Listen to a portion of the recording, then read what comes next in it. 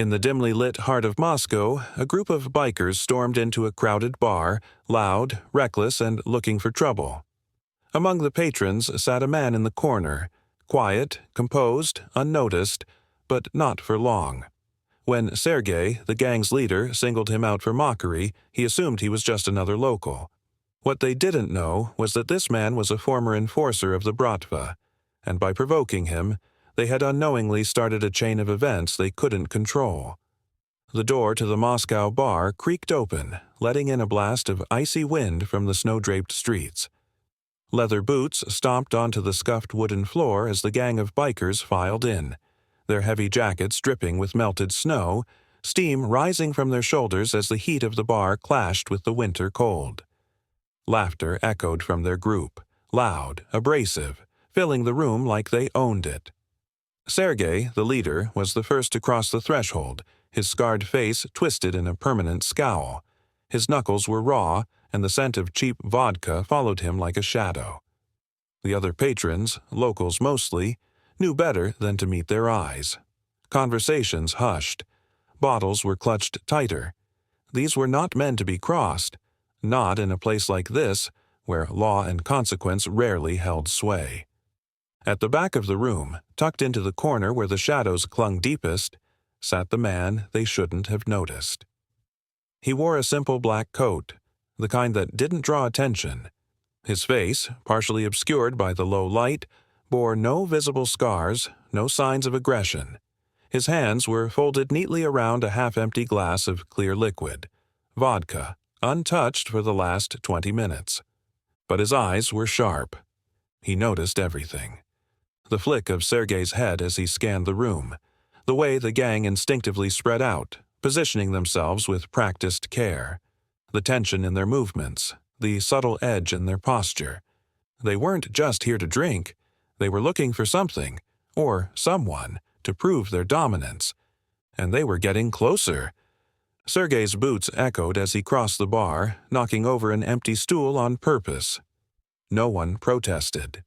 The bartender, a weathered man with hands rough from years of cleaning glasses, kept his head down, focusing on the bottle he was polishing as if nothing was happening. But the man in the corner saw it all. And so did Sergei. The gang leader's gaze finally landed on him. A man sitting alone, quiet, not flinching like the others, not avoiding eye contact. Sergei smirked, gesturing with a nod to his crew.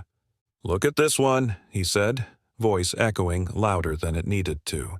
"Sitting here like he owns the place, not even enjoying his drink. You lost, old man." The mobster didn't move, didn't flinch. His hand remained on the glass, thumb brushing the rim once before letting it go. He exhaled slowly, controlled, watching Sergei through the reflection in the bottle behind the bar. "I'm not lost," he replied, voice calm. Sergei grinned, a wicked smile. "You look it. Why so quiet? Thought this was a bar. Shouldn't you be celebrating? Toasting something?" One of the bikers, a younger one with a snake tattoo curling around his neck, let out a harsh laugh. "Maybe he's too scared to drink, eh? Afraid he'll choke." The laughter that followed was forced, but the mobster just sat there, silent, watching. It wasn't defiance, not posturing. It was something colder, deeper, the kind of stillness that only came from a man who had seen the worst humanity could offer, and survived it. Sergei didn't recognize it for what it was. He mistook it for weakness. He stepped closer, knocking the glass from the table with a sharp swipe of his hand. The vodka spilled across the worn wood, spreading slowly. "Oops," Sergei said with a mock apology. "You gonna clean that up, old man?" The mobster finally moved, slowly, deliberately. He reached into his coat, only for a napkin, which he used to dab the spill without expression. No anger, no reaction. But the air shifted. A subtle ripple passed through the room. The bartender, who had been pretending to ignore everything, set his rag down with deliberate slowness. His gaze flicked toward the mobster, recognition sparking behind his eyes. "Sergei," the bartender said quietly, voice tight. "Let it go. Sergei's grin widened. Let it go? Who is this guy? Your cousin? Or just another drunk who forgot where he belongs? The bartender shook his head, swallowing hard. You don't know who you're messing with. The words lingered. The mobster folded the damp napkin and set it on the table. He stood then, rising fluidly, his height unimposing yet commanding. The calm in his eyes never wavered as he met Sergei's gaze directly. I'm not here for trouble, he said softly, voice steady but carrying weight. But if you keep pushing, you won't like where this ends. For a brief second, something in Sergei's mind registered the warning. An instinct buried deep, older than bravado. But ego was a powerful thing. Too powerful for a man like him. Big words, Sergei sneered, stepping closer, chest to chest now. The mobster's gaze never shifted. His hands remained open at his sides. Relaxed, measured. Last chance, the mobster said. Sergei sneered. Or what? The silence was deafening. The bartender muttered under his breath. Idiots. Then it happened. Sergei's hand shot forward, aiming for the mobster's collar. It never made it. The mobster's right hand snapped up, seizing Sergei's wrist in a grip like iron. No flash, no excess movement. Just clean, practiced control. Sergei's face twisted, but the pressure in his wrist made his knees buckle slightly. The mobster leaned in, voice low. I told you to stop. With a sharp twist, he released the wrist, sending Sergei stumbling back into his men. The entire gang tensed, ready to lunge. But the mobster raised his hand. Don't. The authority in his voice cut through the room like a blade. And they didn't. Not yet, but the storm was just beginning. The tension hung in the air like a blade, sharp and unforgiving, as the entire bar seemed to hold its breath. The sound of Sergei stumbling back against the wooden stool echoed louder than it should have, cutting through the dead silence. His face twisted with shock, not pain, but humiliation. His wrist throbbed from the mobster's grip, but it was his pride that had suffered the deeper wound. The other bikers stiffened, their hands curling into fists, the scrape of boots shifting on the wooden floor. Their eyes flicked between Sergei and the man who had barely moved, still standing tall, calm, his breathing steady as if the confrontation hadn't even raised his pulse. There was no aggression in his face, no smugness, just quiet control. That, more than anything, made the bikers hesitate. Sergei's chest heaved as he straightened, the redness creeping into his cheeks a sign that his temper was overtaking what little sense he had left. His gang looked to him for the next move. But Sergei wasn't thinking strategy anymore. He was thinking revenge. And that made him dangerous. The bartender, still frozen behind the counter, finally dared to speak. His voice was low, barely above a whisper but heavy with warning. Sergei, you need to leave this alone. Now. Sergei's glare snapped toward him, wild and defensive. What? You scared? This guy lays a hand on me and you're taking his side? What the hell is this? The bartender's gaze didn't waver, though his hands visibly trembled. His eyes never left the stranger's face. You're too blind to see what's in front of you, Sergei. You don't know who he is, but I do, and you should walk away while you still can. The mobster remained silent, his expression unchanging, but beneath the surface his mind was a storm of calculation. He hadn't come here for conflict. He hadn't come here for reminders of his old life. But violence had a way of finding men like him, no matter how far they tried to run from it. Sergei spat on the floor, shaking off his lingering pain. This guy? He looks like nothing. Just another washed-up local. Don't tell me who to be afraid of. His attention snapped back to the mobster. I don't care who you were. You don't put hands on me and walk out of here. The mobster exhaled slowly, measured. His voice was calm but heavier this time. I gave you every chance to stop. I warned you, but you're too proud to listen. Do you want to test me again, Sergei? Or do you want to walk out of here with your pride, what's left of it, still intact?" It was a question, not a threat, but it landed heavier than any insult could have. The rest of the bikers shifted uncomfortably, exchanging glances. They could sense it now. This wasn't just a man defending himself. This was something colder, more experienced. Sergei, however, couldn't see it, or refused to. He lunged forward again, faster this time, reaching not for a punch but for the mobster's collar, going for control, domination. The mobster didn't step back. He didn't even flinch. Instead, his left hand caught Sergei's wrist mid-motion, trapping it with the same precise grip as before. But this time, the pressure increased just enough to make Sergei grimace. The mobster's voice dropped lower. "I told you not to." Then, with an effortless shift of his body, he twisted Sergei's arm behind his back in a fluid motion, forcing him down onto one knee with a sharp thud against the wooden floor. The pain was real now, sharp enough that Sergei let out a strangled gasp, the tension in his shoulder locking his entire body in place. "Enough," the mobster said, his voice as calm as ever but unyielding. The room was frozen. No one moved. The bikers looked to their leader, but Sergei's eyes were wide, veins bulging as he struggled, completely powerless. And the stranger released him. Sergei collapsed to the floor, coughing, his pride shattered even more than before. The mobster took a step back, never once turning his back to the gang. His breathing remained steady. His eyes scanned each face in the crowd, assessing, calculating. But it was the bartender who spoke first, his voice trembling but loud enough to break the tension. "You all need to leave, now." Sergei staggered back to his feet, clutching his shoulder and seething, but his gang didn't rush forward. They had seen too much. The precision, the restraint. It hadn't been the act of a desperate man defending himself. It had been the mark of a professional. The mobster turned his gaze fully to Sergei now. "You think this is strength, Sergei? Threatening people who can't fight back? Laughing your way through life? Believing fear makes you powerful?" Sergei spat blood onto the floor, but there was no comeback, no more bravado. "Real strength," the mobster continued, voice steady, "is knowing when to walk away. I've given you 2 chances tonight. Take the third, or next time. I won't be this gentle."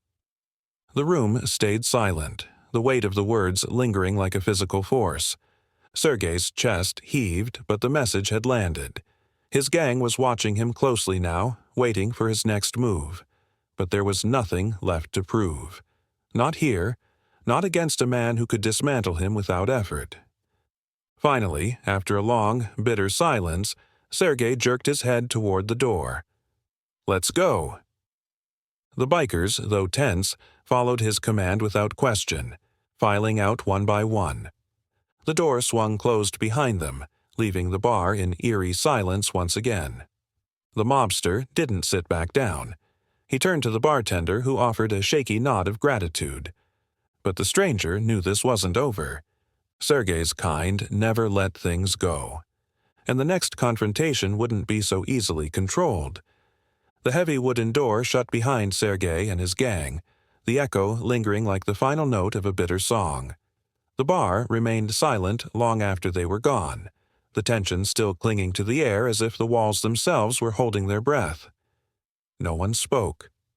No one moved. The mobster remained standing, his posture unshaken, his eyes scanning the room not for threats, but for the quiet certainty that trouble had only just begun. The bartender, pale and visibly shaken, broke the silence first. He exhaled, setting down the glass he had been cleaning, the damp cloth trembling slightly in his hand. His eyes lingered on the door for a long moment before he finally spoke, voice low and hesitant. You shouldn't have done that." The mobster's gaze shifted, calm but sharp. "I didn't start this." The bartender nodded, swallowing hard, then leaned closer, his voice dropping further. "No, but you finished it, and men like Sergei? They don't take well to being humiliated. especially not in front of their crew. The mobster didn't respond immediately. His mind was already working, analyzing the interaction with cold efficiency. Sergei had been reckless, driven by ego rather than strategy. But men like him rarely acted alone for long. Humiliation was a wound that festered, and that kind of pride would demand retribution. Slowly, he reached for his glass, now empty except for the damp napkin resting inside. He set it aside, wiping the condensation from his fingers with calm, precise movements. The bartender hesitated, leaning closer still. "Look, I know who you are," he whispered. "You think I forgot your face after all these years? You walked away, for good. But if Sergei figures out who you really are, it won't stop here." The mobster's gaze narrowed slightly, his voice quiet but unwavering. "It doesn't matter who I was. I'm not that man anymore." The bartender shook his head, his eyes wide. "It does matter. These guys aren't just some street punks. They've got connections. If they find out your name, your real name, it won't be Sergei leading the next visit. It'll be someone with a score to settle. Old names attract old debts." The mobster held his gaze for a long moment, the weight of the words pressing heavily between them. He had chosen this life of quiet, chosen to leave behind the violence, the power plays, the constant cycle of dominance and bloodshed. But there were truths you couldn't outrun, no matter how far you walked. And he knew the bartender was right. Sergei wasn't done. Not yet. The door creaked open again. The mobster's body shifted subtly, muscles tensing, only for a young woman to step inside, wrapped in a heavy wool coat, her face flushed from the cold outside. A regular, by the way, the bartender greeted her with a forced smile and a nod. The tension deflated, but only slightly. The mobster took his seat again, reclaiming the corner of the bar where the shadows felt safer. But his mind wasn't at ease. He replayed the interaction in his head, every detail, the angle of Sergei's approach, the way the gang had spread out instinctively, the failed attempt to grab him, the way Sergei had flexed his jaw after being released. All signs of a man who had never truly been tested before, a man who relied on fear to control others. But fear was a fragile tool, and men who leaned on it often broke the hardest. The bartender moved closer, lowering his voice once more. "You can still leave. Go somewhere else, tonight, before he figures out where you are." The mobster shook his head. "Running would only invite more. If he comes back, I'll deal with it. I have before." The bartender's voice was sharper now. "This isn't before. You're not that man anymore. Or are you?" That question lingered longer than it should have. The mobster didn't answer. Instead, he stood, reaching into his coat and placing a folded bill on the bar, far more than the cost of his untouched drink. His fingers lingered on the wood for a moment. Then he met the bartender's gaze directly. "I don't want trouble, but if Sergei comes looking for it—" He paused, his expression hardening. "I won't be gentle next time." The bartender didn't speak as the mobster turned, moving toward the door with the same deliberate calm he had shown all evening. But as the door swung open, letting in a blast of icy wind and the scent of wet snow, the bartender called out softly, "Be careful. You know how this city works. It doesn't forget people like you." The door closed behind him. Outside, the snow had thickened, covering the streets in a soft white hush. The mobster's boots crunched over the frost as he crossed the narrow road, the streetlights flickering against the falling flakes. The night was quiet. Too quiet. He could feel the eyes on him. Not paranoia, instinct. A figure lingered just beyond the corner of a nearby alley, half hidden by the shadows. Watching. Waiting. The mobster slowed his pace, shoulders relaxed but senses razor-sharp. Whoever it was hadn't been there earlier. They hadn't followed him from the bar. This was something else. A test. Without turning his head fully, he caught the reflection in a frosted shop window. The figure shifted slightly, lean, bundled in dark clothes, the posture of someone not yet committed to a confrontation. Yet. The mobster didn't stop. But he knew. Sergei wasn't planning to let this go. And this was only the beginning. The snow crunched beneath his boots as the mobster moved further from the bar, the icy wind biting at his face. The streets of Moscow were quieter now, the storm muffling the usual life that hummed beneath the surface of the city. But the silence wasn't peaceful.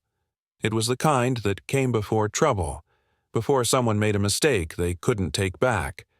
He felt the presence behind him long before he saw it, the subtle shift in rhythm, the careful echo of footsteps just out of sync with his own. Whoever was following him was trying to be discreet, but they lacked the discipline for it. Sloppy, nervous, likely inexperienced, but still dangerous. The mobster didn't stop walking. He didn't turn.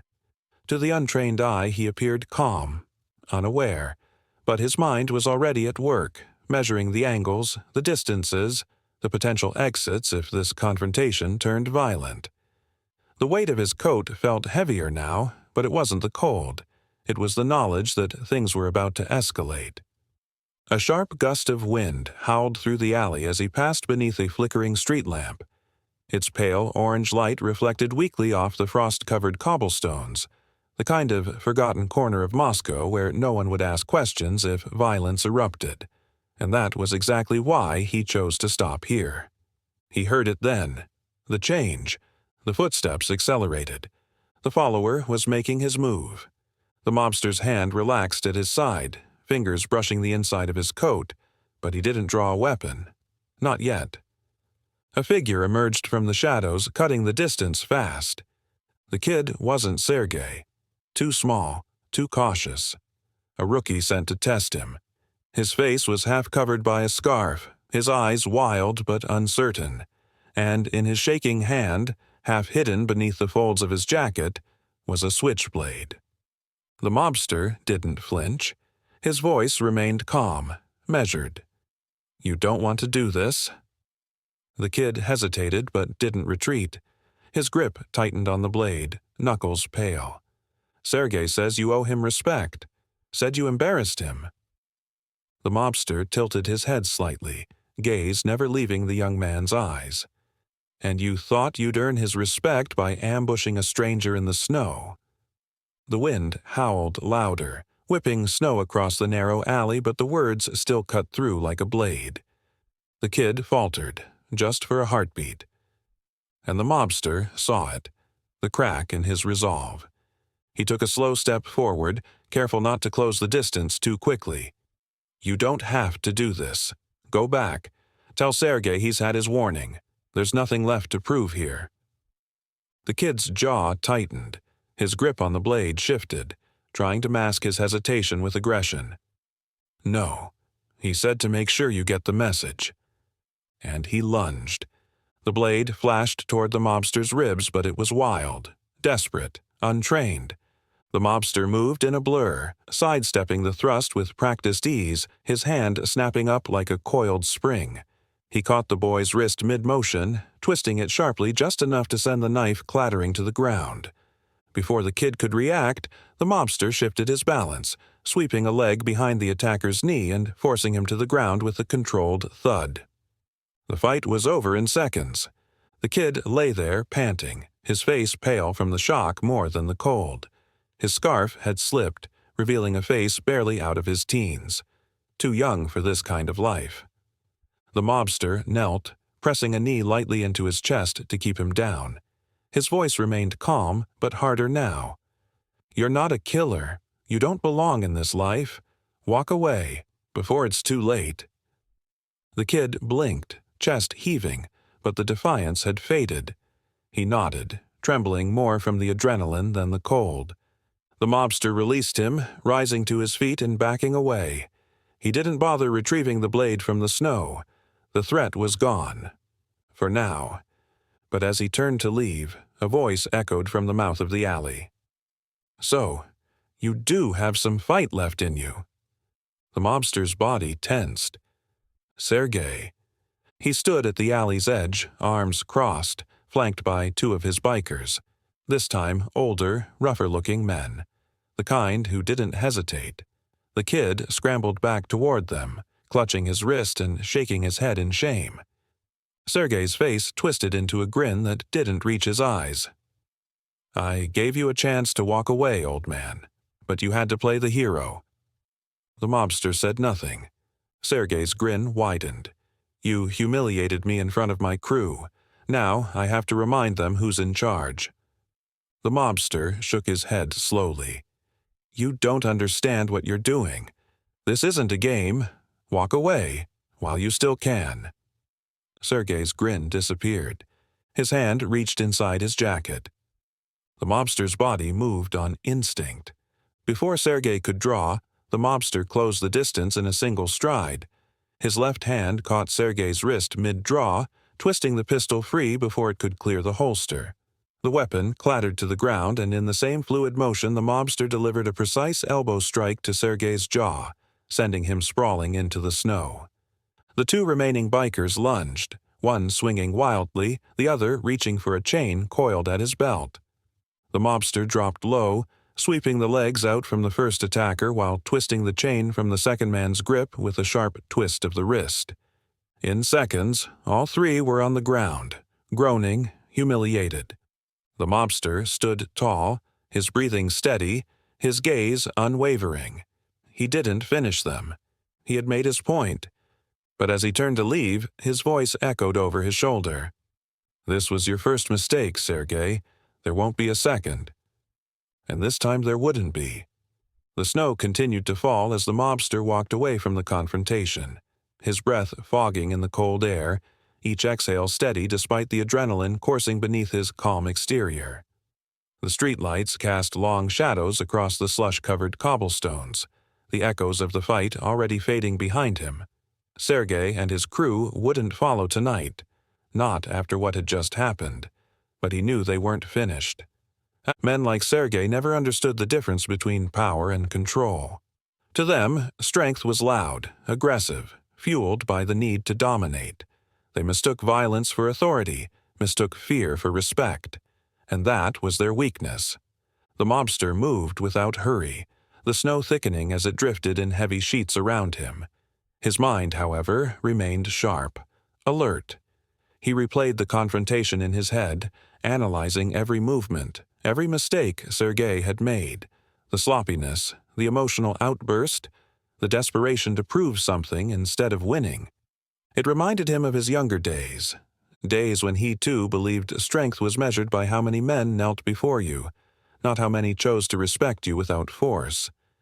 Days when his fists were faster than his thoughts. Before he understood that real power wasn't in how you broke a man, but in how you decided not to. A distant echo of laughter carried from the far side of the street, the muffled sound of a couple leaving a nearby bar. Life continued as if nothing had happened. The city never stopped.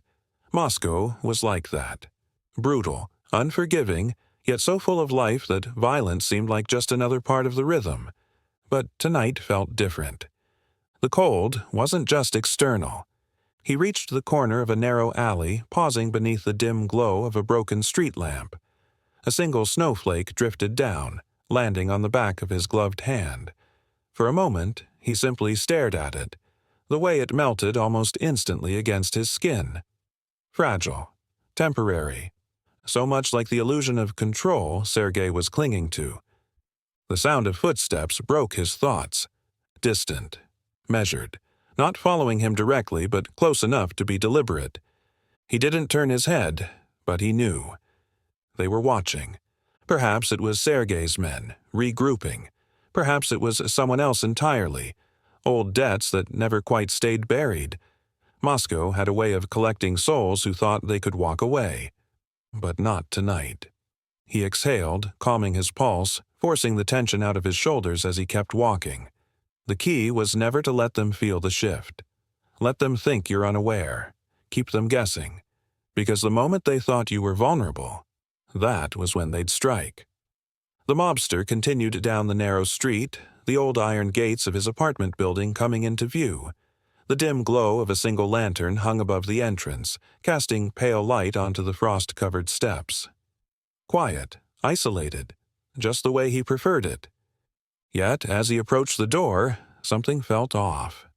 A car idled across the street, an older sedan, its windows fogged from the cold. It hadn't been there when he left earlier. The engine hummed low. No movement inside. He paused, his hand lingering near the latch on his coat, not reaching for a weapon, but prepared. Always prepared. The door to the building creaked open from the inside. It was his landlord, an older man with a hunched back and a face worn from decades of hard winters. "Everything all right, sir?" the old man asked, his eyes narrowing as he noticed the mobster lingering near the steps. The mobster gave a slow nod, voice calm but firm. "Just taking in the cold. Go back inside. It's late." The landlord hesitated, then nodded and disappeared into the building, the door clicking shut behind him. The car across the street remained, still, silent. The mobster turned his back to it deliberately, stepping inside the building and closing the door softly behind him. But he didn't go upstairs. Not yet. Instead, he stood just behind the door, watching the street through the narrow gap in the curtains. The car didn't move. Minutes passed, and then, slowly, the headlights flared to life. The tires crunched against the icy road as the vehicle pulled away, disappearing into the night. They were testing him. But not Sergei. Not this time. This was something else. The mobster exhaled, pressing his back against the cold stone wall of the entryway. His mind raced, but his heart remained steady. He had been watched before, hunted before. This wasn't fear, it was inevitability. But Sergei? He was still a loose thread, a reckless man who didn't understand the game he was playing. And the problem with reckless men was that they never stopped pushing until they broke, or until someone broke them. The mobster finally climbed the narrow staircase to his flat, the dim lights flickering overhead as he passed the peeling wallpaper and old portraits lining the walls. His home was sparse, plain, functional. A single chair, a worn bookshelf, and a small table with a half-empty glass of water. There were no personal touches, no signs of the life he once led. He had left it all behind. But tonight, the city was whispering his name again. He stood by the window, watching the empty street below. Snow continued to fall, blanketing the world in pale silence. But silence was never truly peaceful. It was the calm before the next mistake, and Sergei was already making his. The pale morning light crept through the frost-covered window, casting thin streaks of gray across the mobster's sparse apartment. Outside, the snow had thickened overnight, blanketing the city in a heavy silence. Moscow felt quieter than usual, an unnatural stillness that only amplified the tension lingering beneath the surface. The mobster sat at his small wooden table, the steam from a cup of black tea rising in delicate spirals. His focus, however, wasn't on the drink. His gaze remained fixed on the street below, watching the footprints disappearing beneath the snowfall. The car from the previous night was gone. No lingering eyes, no unfamiliar faces. But he knew better than to feel at ease. Sergei wasn't finished. Men like him never walked away after humiliation. They didn't learn through warnings. They only grew more reckless, more desperate. The mobster could feel it building, like a pressure in the air before a storm. The knock came just as he had expected. 3 sharp raps against the old wooden door. Deliberate. Not hesitant, but not aggressive either. The mobster stood slowly, his hand brushing the inside of his coat as he approached. He didn't reach for the weapon tucked there, but his fingers hovered close, a habit from another life. He opened the door just enough to see who was on the other side. The bartender, pale, uneasy, his scarf pulled high against his face to shield from the cold. His breath fogged the air as he shifted awkwardly, clearly uncomfortable. The mobster stepped back, opening the door fully. "Come in." The bartender hesitated but obeyed, shaking the snow from his boots before stepping inside. His eyes scanned the apartment briefly. The bare shelves, the single chair, the way every corner seemed stripped of personality. "You've been living like this all these years?" he asked, voice tinged with disbelief. The mobster ignored the question, shutting the door and folding his arms. "Why are you here?" The bartender exhaled sharply, pressing his gloved hands together as if trying to warm them. His voice dropped lower. "It's Sergei. He's not letting this go. Last night, after you left, he was furious, humiliated. He's gathering people, calling in favors. There's talk he's planning something today, maybe worse than a cheap ambush." The mobster nodded slowly, as though he had already predicted every word. "He's making his first real mistake." The bartender's face tightened with concern. "Listen, I know you can handle yourself, but it's not just pride anymore. He's out for blood. I've seen men like him before. They won't stop until someone gets hurt. Or worse." The mobster's gaze didn't waver. "Then he's about to learn a lesson he won't forget." The bartender shook his head. "You could leave. Disappear for a while. I could cover for you. Tell him you skipped town." The mobster's voice was calm but firm. "Running never stops men like him. It only makes them bolder." Silence stretched between them. The only sound the soft hum of the radiator against the cold. The bartender finally nodded, though the tension in his shoulders remained. "Just be careful. He's not alone this time." The mobster gave a single nod. "Neither am I." The bartender frowned, confused. Who else? But the mobster was already opening the door, gesturing for him to leave. "This isn't your fight. Stay out of it." The bartender hesitated, then nodded reluctantly, stepping back into the snowy street and vanishing into the gray morning mist. The door closed, and the mobster waited. He didn't have to wait long. The sound of multiple engines echoed from the distance, low and guttural, growing louder with every passing second. The kind of rumble that didn't belong to the usual traffic. It belonged to them. The mobster moved to the window, parting the curtain just enough to see the street below. 4 bikes. Loud, aggressive. Sergei wasn't there, but his men were, and they weren't here to talk. The riders parked directly in front of the building, engines rumbling before finally dying into silence. The men dismounted, each one clad in heavy leather, tattoos visible even beneath their coats. 2 of them entered the building. The mobster didn't move. Footsteps echoed in the stairwell, heavier than the bartender's had been. Louder, intentional. A heavy knock thundered against the door. The mobster opened it. The first man, a brute with a thick scar across his cheek, stepped forward, his fists already clenched. No words, no questions. He swung. The mobster sidestepped, catching the attacker's wrist and pivoting with a sharp twist. The motion was effortless, precise, and the man's shoulder popped with a sickening crack as he collapsed against the wall with a pained grunt.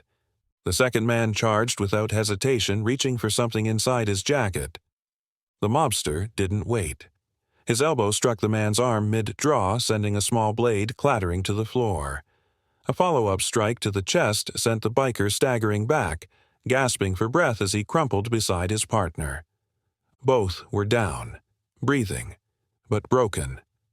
The mobster knelt, calm despite the violence. His voice was quiet but deadly.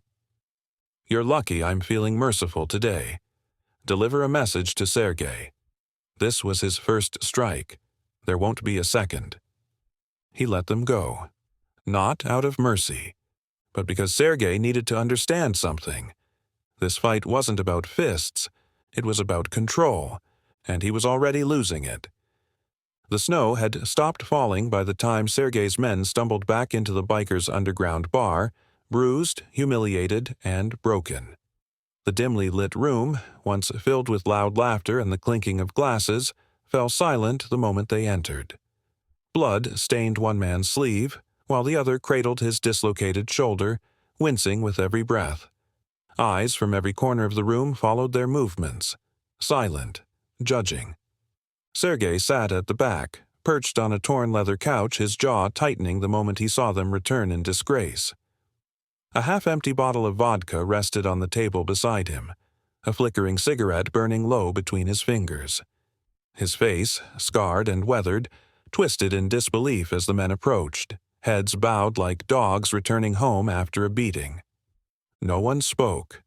The only sound was the steady drip of melting snow from their clothes onto the stained wooden floor.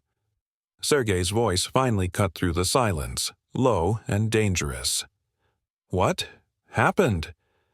The man with the dislocated shoulder shifted uncomfortably, his voice hoarse with shame. He was waiting for us.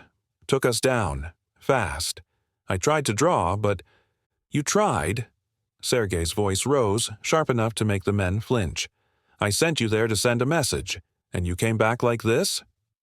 The second biker, still cradling his arm, tried to speak, but the words stuck. He could feel the eyes of the entire crew pressing against him, the weight of their collective disappointment suffocating.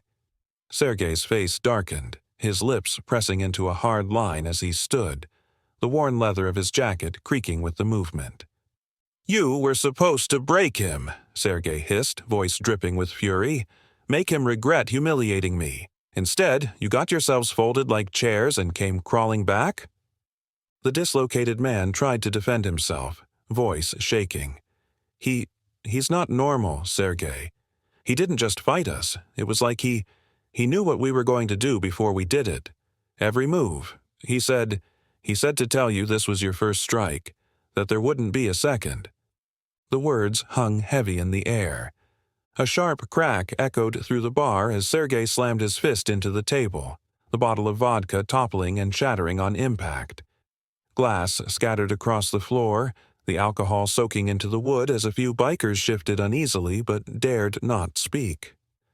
"You let him send me a message?" Sergei spat, his voice rising. "You think he's untouchable? Some kind of legend? He's just a washed-up has-been who got lucky. That's all he is." But even as he said it, there was doubt in his eyes. Because Sergei knew deep down, what had happened wasn't luck. It was calculated, efficient, dangerous. The mobster wasn't just some relic from the past. He was something Sergei had never truly faced before. A professional. But pride wouldn't let him admit it. Not here. Not in front of his men. Sergei turned away, pacing as his mind raced.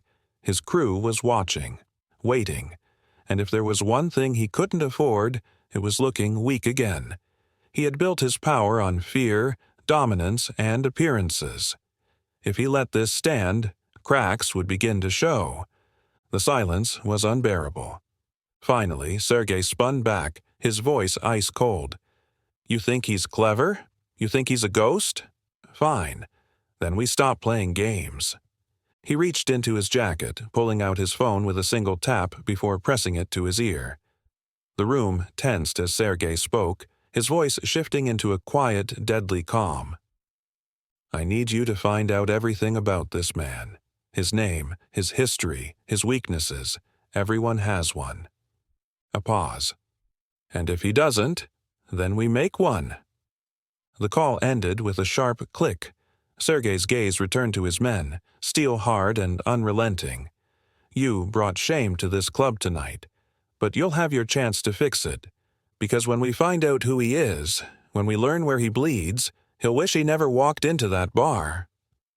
The broken men nodded, but it was clear their spirits were shaken. Sergei noticed, and it angered him further. He needed this to be personal. Turning toward the corner of the room where a tall, wiry figure sat sharpening a long hunting knife, Sergei's expression twisted into something cruel. "Boris," he said quietly. The man with the knife stopped, his pale eyes meeting Sergei's with the predator's calm. "You'll pay him a visit, but not like the others. No messages, no warnings." Sergei's voice dropped lower. "I want you to make it personal. Show him what it means to cross me." Boris nodded once, tucking the blade back into his belt with practiced ease. He was not loud like the others. He didn't care about shows of power. He was effective. And that was why Sergei had chosen him. But in his anger, Sergei had forgotten the first rule of men like the mobster he was hunting. The quiet ones were always the most dangerous. The storm hadn't passed. It was just beginning. The snow had returned by nightfall, falling heavier now, blanketing the streets of Moscow in a pale silence. The city seemed to slow under its weight, but beneath the surface, tension stirred. The kind of tension that built before something broke. The mobster sat alone in his apartment, the only light coming from the dull glow of the single overhead bulb. The radiator hissed softly, struggling against the bitter cold that seeped through the old walls. His tea had gone cold on the small wooden table, untouched for hours. But he wasn't thinking about the cold. His mind was elsewhere, calculating, waiting. The confrontation with Sergei's men had been too easy, sloppy, unorganized. It wasn't an attack, it had been a test. But a test for what? The pieces didn't fit yet. Sergei had made his move, been humiliated twice now, yet there was no sign of a full retaliation, no immediate escalation. That meant he was planning, and that was far more dangerous than hot-headed revenge. The distant sound of a car echoed from the street below. A slow engine crawl, deliberate, watching, the same as the night before. Someone was searching for him. The mobster remained still, his posture relaxed but his senses sharp, trained on the subtle shifts in sound outside. He knew this feeling all too well, the kind of quiet that came before a storm. But it wasn't fear, it was anticipation. Elsewhere, in a smoke-filled basement beneath a crumbling warehouse on the edge of Moscow, Sergei was nursing his wounded pride with the only thing left: anger. The room stank of gasoline, tobacco, and cheap vodka. Half a dozen of his gang sat slouched around a worn wooden table, muttering among themselves, their voices hushed but tense. The humiliation of their last confrontation with the mobster lingered like a foul taste no amount of alcohol could erase. Sergei, perched at the head of the table, felt it too, and it burned. His knuckles were still raw from punching the wall earlier, but it hadn't helped. Nothing had. That man had dismantled his crew like they were nothing. And worse, he hadn't even broken a sweat. But tonight was different. Tonight, Sergei wasn't just drinking to dull his bruised ego. He was waiting.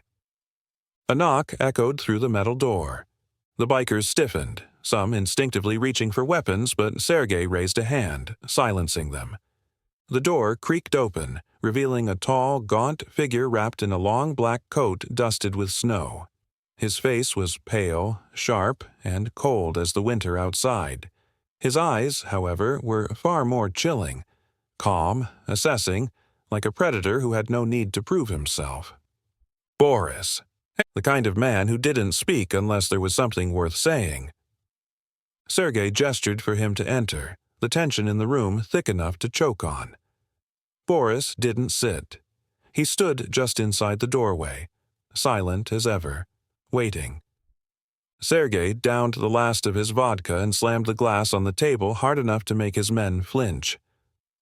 "I want him gone," Sergei growled, his voice a low snarl. "No more warnings, no more messages. I want his name, his history, his bloodline. I don't care. I want his face broken. I want the whole city to know what happens when you cross me." Boris's expression didn't change. His voice, when it finally came, was quiet, flat. "And you're certain you know who he is?" Sergei's fist clenched. "I don't need to know who he is. He's just some washed-up ghost trying to play tough. You break him. No, destroy him. And I'll handle the fallout." Boris tilted his head slightly, those pale eyes narrowing. "No one fights like that unless they've been trained. This was no street thug. You're asking me to go after a professional." Sergei's face twisted in a snarl. "You're scared?" A deadly pause filled the room. The tension sharpened as Boris's icy gaze locked with Sergei's, calm yet unyielding. "No, I'm careful, and I don't like to hunt in the dark. If I take this job, I do it my way. No crowds, no noise. I'll find out who he is first, where he lives, how he moves." Sergei nodded, though it was clear the lack of immediate violence frustrated him. Fine. But when you find him, make it loud. Make sure the whole city hears it. Boris's lips curled into the faintest trace of a smile. No. Sergei blinked, startled. What do you mean, no? Boris stepped closer, leaning just enough to make his presence feel heavier. Loud is for cowards. I'll handle him in silence. The message won't be in how many people hear it. It'll be in how completely he disappears. The room was deadly silent. Sergei hated the lack of spectacle. He wanted violence, public, humiliating violence. But Boris had never failed before, and failure was something Sergei couldn't afford right now. Finally, after a long pause, he nodded. Do it your way. Just make sure he's gone. Boris said nothing more. He turned, the sound of his boots on the concrete floor echoing louder than anything else. The door closed behind him with a soft click. Back at the apartment, the mobster remained by the window, watching the city as the snowfall slowed. He could feel it in his bones now. The next move was coming, and it wouldn't be sloppy this time. It would be calculated, precise. A different kind of predator was coming for him now, but he wasn't worried. He had been waiting for it, and when it came, he would be ready. The snow fell lightly that evening, drifting like pale whispers through the icy air as Moscow seemed to fold in on itself beneath the winter's grip. The mobster sat in the corner of a small cafe on the outskirts of the city, his back against the wall, a cup of untouched black tea cooling in front of him. The warm glow of the dim overhead lights flickered slightly, reflecting off the frost-rimmed windows. But he wasn't watching the street. He was waiting. The feeling had been growing since morning, that subtle pressure in the air, like a storm building just beyond sight. Sergei wasn't smart enough for patience, which meant he had sent someone else, someone better trained, someone who wouldn't announce themselves with loud threats or sloppy ambushes. The mobster knew the type well, and so he waited, calm but focused, sensing the shift around him long before the danger arrived. A man entered the cafe, tall, lean, the kind who would have blended perfectly into the crowd if you weren't looking closely. His black coat was dusted lightly with snow, his face pale, angular, unremarkable to most, except for the way his eyes scanned the room, moving not just with curiosity but calculation. Every exit noted, every face catalogued. Boris. The mobster didn't react. He didn't stiffen or reach for the knife tucked neatly inside his coat. That was what men like Boris expected. Panic. Fear. A tell. Instead, he sipped his tea slowly, watching Boris through the reflection in the cafe window, calm as the snow outside. Boris ordered nothing. He took a table near the door, leaning back in the chair as though waiting for someone. Casual. Too casual. This was the moment. The mobster could feel it, the anticipation, the invisible countdown ticking toward the inevitable. Boris wasn't here to talk. Not tonight. A decision had been made. The mobster noted the position of Boris's coat draped over the back of the chair. Heavy. Not from the weather, but the weight of a concealed weapon. Likely a suppressed pistol. Clean. Efficient. And just as predictable. The tension hung thick in the air, though the cafe's other patrons remained oblivious. A pair of young students laughed quietly in the corner. A woman in a blue scarf read a worn paperback near the fireplace. None of them noticed the storm about to break. Boris shifted. The mobster's gaze flicked once to the counter where the old cashier was wiping down glasses, moving toward the register. Too close. A civilian. No unnecessary casualties. Boris leaned forward, one hand disappearing under the table. The movement was fluid, practiced. The mobster spoke, finally breaking the silence. Don't?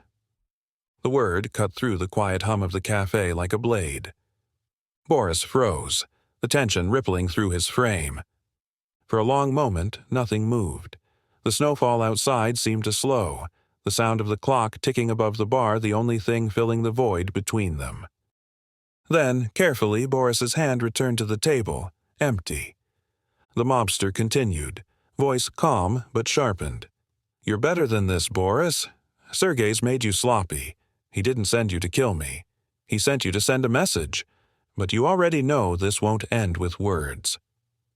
Boris's expression remained unreadable, though the slight flex of his jaw betrayed the shift in his mindset. He knew he'd been made. The mobster leaned forward slightly, his voice quiet but unyielding. "I've been where you are. You're loyal. You think this is about honor. But Sergei, he's just using you to clean up his failures. Ask yourself, how far are you willing to go for a man who can't fight his own battles?" Boris didn't respond, but his breathing had changed. Slower, calculating. The mobster knew the next move before it came. The distraction. From the window's reflection, he saw it. A second figure outside, across the street, watching. Backup. This wasn't just a message, it was a coordinated hit. They thought they had him boxed in. Boris's hand shifted subtly, his fingers brushing his coat sleeve, and in a single fluid motion, he lunged. But the mobster was faster. His left hand shot out, knocking the table sideways with a sharp crash as he twisted free from his seat. The cup of tea shattered, scalding liquid spraying across the floor. Boris was on his feet instantly, drawing the suppressed pistol from his coat. But the mobster wasn't where he had been. He had moved low, a single precise step to the right, using the overturned table as partial cover. His hand found the handle of his own blade, still hidden within his coat, but he didn't draw it yet. Control. Always control. "Stop," the mobster commanded again, his voice like ice. Boris hesitated, gun raised but his grip uncertain now. "Look around," the mobster continued, voice calm but sharp. "You have one shot before every witness here can describe your face to the police, before your partner across the street has to explain why you left him standing in the snow." Boris's eyes flicked toward the window, just for a heartbeat. The mobster moved. Fast. In that split second, he closed the distance, one hand locking around Boris's wrist, twisting the gun sharply downward until the barrel pointed harmlessly at the floor. A muffled thup. The suppressed weapon discharged, the bullet embedding harmlessly into the tile. The mobster's knee struck Boris's stomach, folding him over with a grunt. The pistol clattered from his grip. And then it was over. Boris fell back against the counter, coughing, disarmed but breathing. The gun lay between them, untouched. The entire cafe was silent, eyes wide, frozen in shock. The mobster didn't press further. He knelt slowly, sliding the pistol across the floor, out of reach. "You're not a killer," he said quietly. "You hesitated. That means you're not lost yet." Boris, still catching his breath, shook his head. His voice was hoarse. "He won't stop. Sergei, he won't let this go." The mobster nodded once, standing tall. "Then tell him," he said, his voice cold. "The next time he sends someone, make sure they don't miss." And with that, the mobster turned and walked out into the falling snow. He wasn't running. He was waiting. Because now, the real fight was coming. The cold air hit like a slap as the mobster stepped out of the cafe and into the falling snow. The city streets were quieter now, muffled under the weight of winter. The pale streetlights cast long shadows across the ice-coated cobblestones, and the snow fell so thick it blurred the edges of the distant buildings. Yet his mind was sharper than ever, every detail seared into focus. The failed hit had been a message, but not the one Sergei had intended. He had seen it in Boris's eyes, the hesitation, the conflict. Sergei's influence over his men was unraveling, thread by thread. The cracks in their loyalty were showing. A smarter man would have recognized that Boris wasn't a killer, just a tool Sergei had sharpened for the wrong task. But Sergei wasn't thinking clearly anymore. His ego was driving this now, and ego always made men reckless. The snow crunched under his boots as he crossed the narrow street, heading toward his apartment. The quiet didn't feel peaceful. It felt like the silence before a storm. He could feel it pressing down, the tension lingering as if Moscow itself was waiting for what would happen next. The gunfire hadn't drawn attention. Suppressed, discreet. No sirens. No concerned faces in the windows. Moscow was used to men settling disputes in the shadows. But this wasn't just some dispute. This was becoming a war. He reached his building and entered through the heavy iron door, bolting it behind him as the cold melted from his clothes. The radiator hissed weakly, unable to chase away the chill clinging to the walls. The old place felt even smaller tonight. Bare, sparse, not a home, but a holding cell where he kept the world at arm's length. That was how he had wanted it. Or so he thought. But Sergei had forced his hand. Dropping his coat over the chair, the mobster sat at the edge of the wooden table, fingers brushing against the chipped surface as he replayed the last few hours. Every decision, every mistake. Sergei had crossed a line. It wasn't just about humiliation anymore. The failed hit was proof. Sergei wasn't thinking rationally, and when men like him lost control, they didn't stop. They escalated, and innocent people got caught in the crossfire. A soft knock echoed from the door. The mobster's hand moved instinctively, brushing the grip of the blade tucked against his belt. Quiet, still, listening. The knock came again. Deliberate, steady. Not Sergei's style. He unlatched the door carefully, just enough to peer through the crack. The bartender stood there, his breath fogging the air, clutching a folded envelope in his gloved hand. His face was pale, eyes darting as though he had seen something he shouldn't have. The mobster opened the door wider, but didn't speak. The bartender shoved the envelope forward, voice tight. He sent this. The mobster took it, the weight heavier than it should have been. No return address, no name. Just a plain white envelope with a faint smear of red staining the corner. Blood. The bartender exhaled shakily, stepping back. I don't want any part of this. He paid me to deliver it. I didn't look inside, I swear. The mobster gave a small nod. You didn't see anything. Go home. Stay there. The bartender hesitated. But what if he... The mobster's voice hardened. Go home. The bartender left, footsteps fading quickly down the stairwell. The mobster closed the door and turned back toward the table, setting the envelope down in the center. The stain was darker now, the red seeping slightly into the fibers of the paper. It wasn't just a warning, it was bait. He opened it carefully, the paper tearing with a quiet whisper. Inside was a single Polaroid. A picture of a young woman, blonde, early 20s, bound to a chair in a dark, concrete-walled room. Her face pale, streaked with tears. A bruising mark across her cheek. No signature. No words. But he knew what this was. Sergei had taken her. The mobster's jaw tightened, his heartbeat a steady drum against his ribs. This wasn't just about him anymore. It wasn't just about power or control. Sergei had made it personal.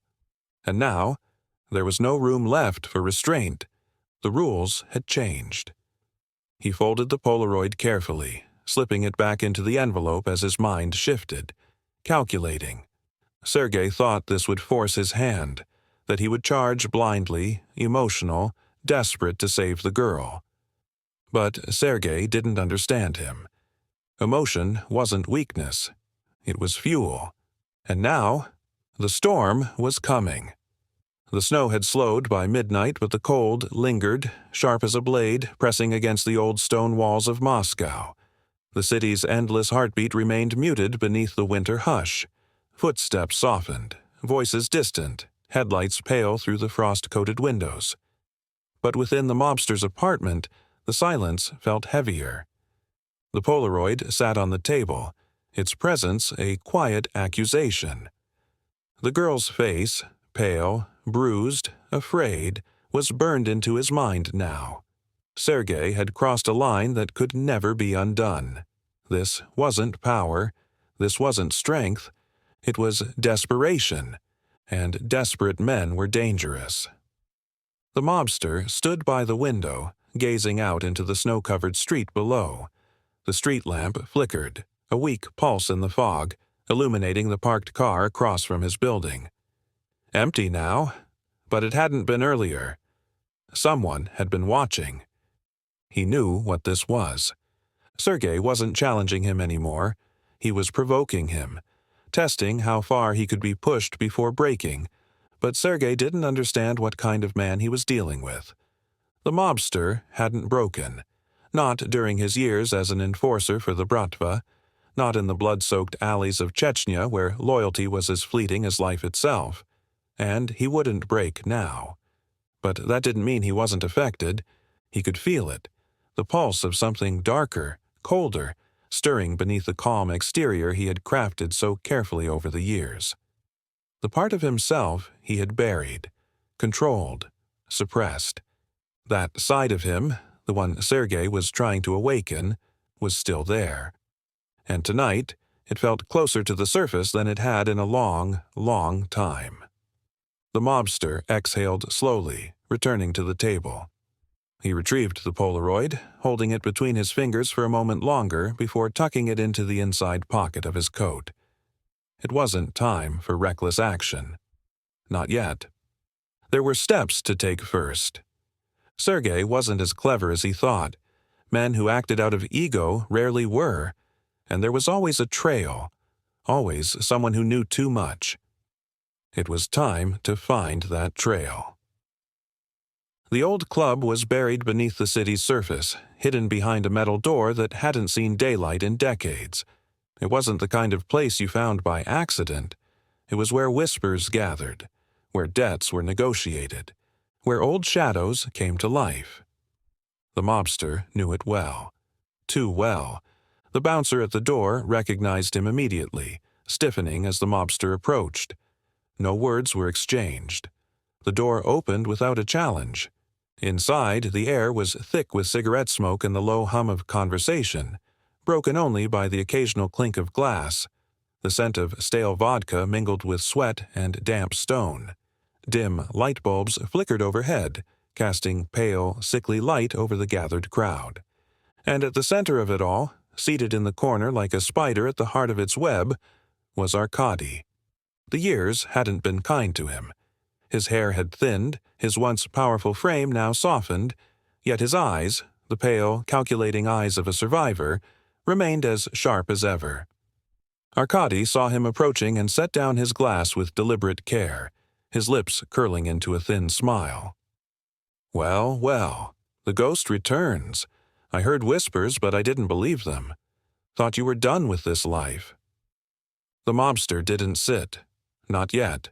His voice was calm, but there was steel beneath it. "I need information." Arkady raised an eyebrow, leaning back into the cracked leather booth. "Everyone does. But you, after all these years, it must be important." The mobster's gaze remained steady.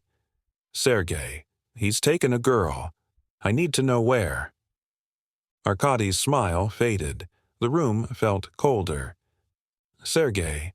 Ah, yes, young, loud, dangerous in the way that only fools can be."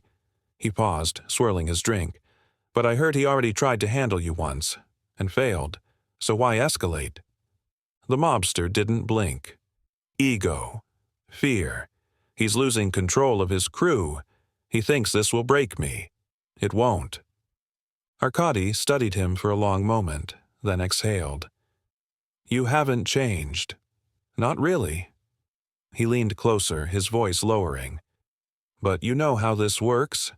If you want information, there's a price." The mobster's expression darkened. "This isn't business, Arkady." Arkady's smile returned, colder this time. "Everything is business, even revenge, especially revenge." The silence stretched. The mobster could feel the room watching now, the weight of unspoken tension pressing down on every breath. Finally, Arkady sighed, gesturing toward the bartender. "Fine. I'll tell you what I know. But understand this. You're not the only one Sergei has crossed. He's been reaching too far, making enemies louder than he can control. If you're going after him—" His voice dropped lower. "You won't be the only one." The mobster nodded. "I'm not here for a war. I just want the girl." Arkady's eyes narrowed. "We both know it won't end there." The mobster didn't answer, because deep down he knew Arkady was right. This wasn't going to end with the girl. It wouldn't end until Sergei was finished. Completely. The icy wind howled through the narrow Moscow alleys as the mobster left Arkady's den of shadows, the faint scent of stale cigarettes and vodka still clinging to his coat. Snow drifted gently from the iron-gray sky, coating the cracked cobblestones beneath his boots. Yet, despite the bitter cold, his pulse remained steady, focused. Arkady's information had been precise. Sergei had taken the girl to an abandoned textile warehouse near the river, a forgotten relic of Soviet decay, the kind of place chosen not for strategy but for spectacle. Sergei wanted control, wanted him rattled, emotional. But Sergei didn't understand the difference between anger and purpose. The Polaroid remained tucked inside his coat, a reminder of the stakes. But it wasn't clouding his judgment. It was sharpening it. The mobster had waited long enough. The warehouse loomed in the distance, its skeletal frame barely visible through the snowfall. Tall, cracked windows lined the upper floors, frost creeping along the broken glass like jagged veins. Sergei had chosen poorly. Too many openings, too exposed. He was expecting chaos, an emotional charge through the front door, a desperate rescue attempt. He wouldn't get it. The mobster circled the perimeter first, moving silently, studying the building with the precision of a man who had once made a living mastering these environments. 2 men on the rooftop, one smoking, the other pacing to stay warm. Sloppy, unfocused. A third was stationed by the rear loading bay, his breath visible in the cold as he shifted restlessly, the barrel of his rifle angled downward in tired negligence. Sergei was inside. He could feel it. The girl was, too. But there would be no storming the gates, no blind violence. This needed to be controlled. Surgical. The mobster waited, concealed behind a line of frostbitten trees, until the pacing rooftop guard stepped toward the far end of the building. His partner flicked a cigarette over the edge, turning his back just long enough. The mobster moved. Silent. Precise. He scaled the outer drainage pipe, ice crunching beneath his gloved fingers as he pulled himself onto the rooftop. The cold burned his lungs, but he forced it aside. Pain was irrelevant. The smoking guard barely had time to register the movement before the mobster's arm wrapped around his neck. A sharp twist. Silence. His body slumped against the snow, breath vanishing into the frozen night. 1. The second guard never saw it coming. A single, fluid strike with the knife's hilt dropped him. His body crumpled against the steel ledge with a muffled thud. 2. The mobster crouched low, his breath steady despite the cold. Through the broken glass below he could see Sergei pacing the warehouse floor, barking orders at his men. 6 of them, all armed. The girl was tied to a chair beneath a flickering work lamp, her face pale, the bruises visible even from this distance. Still alive, but scared. Sergei's voice echoed upward, distorted by the height but unmistakable in its venom. "He'll come. I know he will.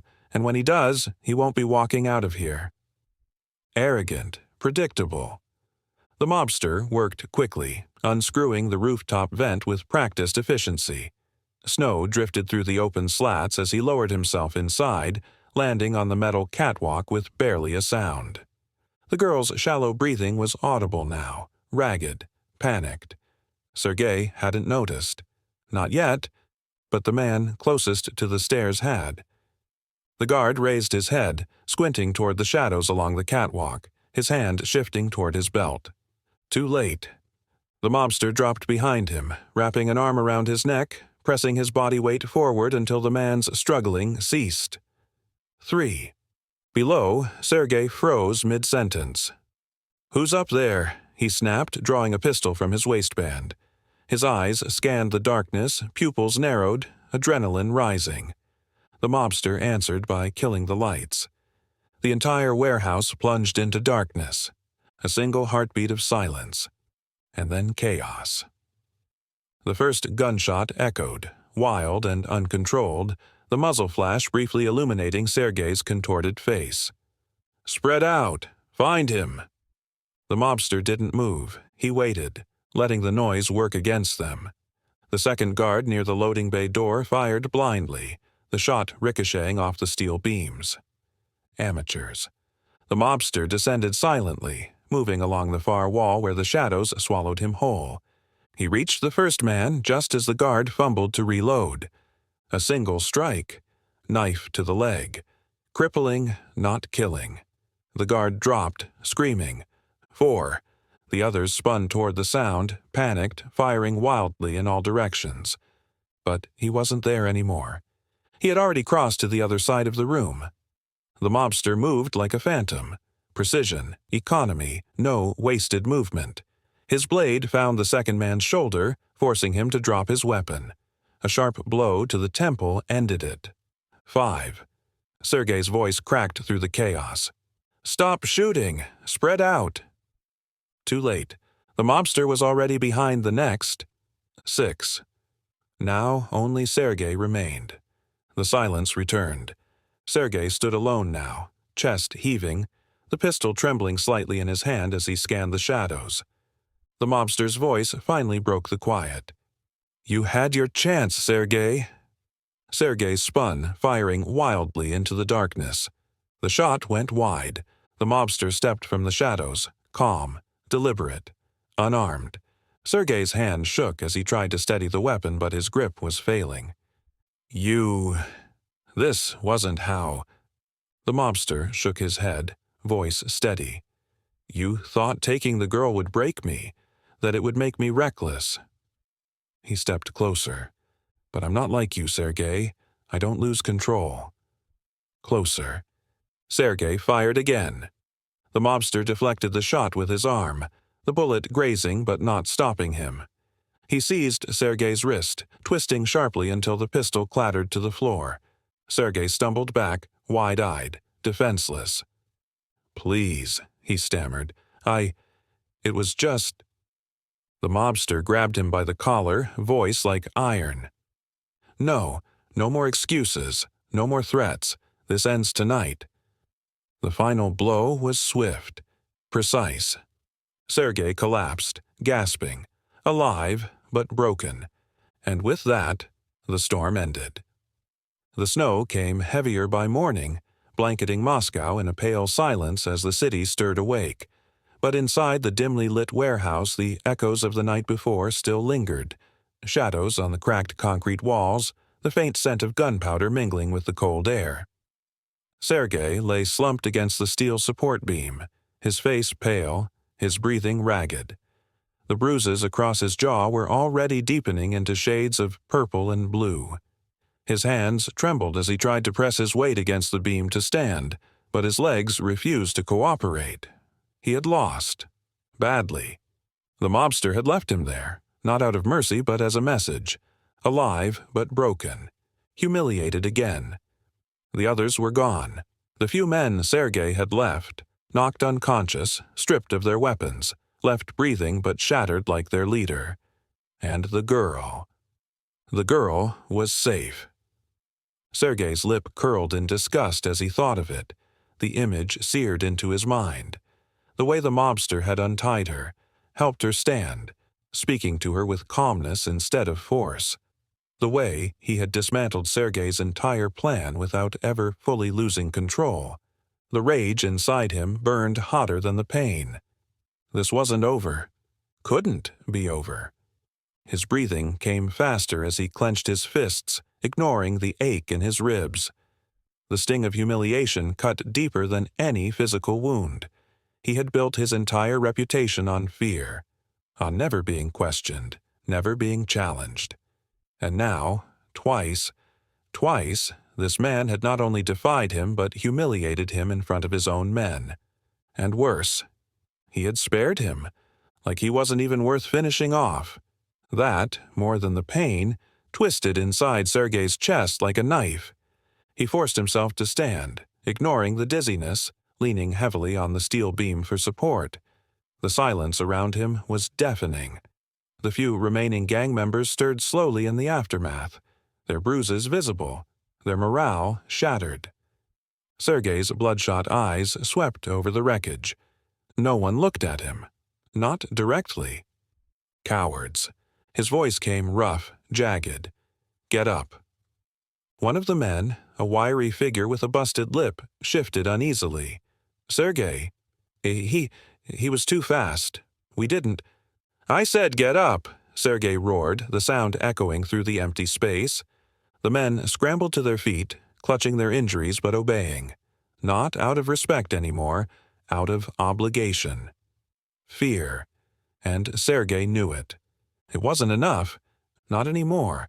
Fear had cracks in it. Cracks the mobster had already exposed. Sergei staggered forward, his breath ragged. His fists tightened as he stared at the bloodstains on the concrete where his men had fallen. This wasn't strength. This was failure. And failure wasn't an option. The door at the far end of the warehouse creaked open then. A figure emerged. Not one of his broken men. Boris. His pale face was as calm as ever, his black coat still damp from the snow outside, but there was something different in his posture. Tension. Hesitation. Sergei's eyes narrowed. You, he spat, voice still hoarse. You failed me too. I sent you to finish him, and you came back empty-handed. Boris didn't flinch. His voice, when it came, was cold. You didn't send me to finish him, Sergei. You sent me to die. Sergei's blood boiled. He's just a man, a washed-up relic. How hard can it be to kill someone like that? Look around you. He humiliated us. Boris took a step closer, unfazed. No, Sergei. He outsmarted us, and you're too blinded by your own pride to see it. The silence in the warehouse sharpened. Some of the gang shifted uncomfortably. Sergei's hand twitched toward his side, toward the blade still tucked inside his belt.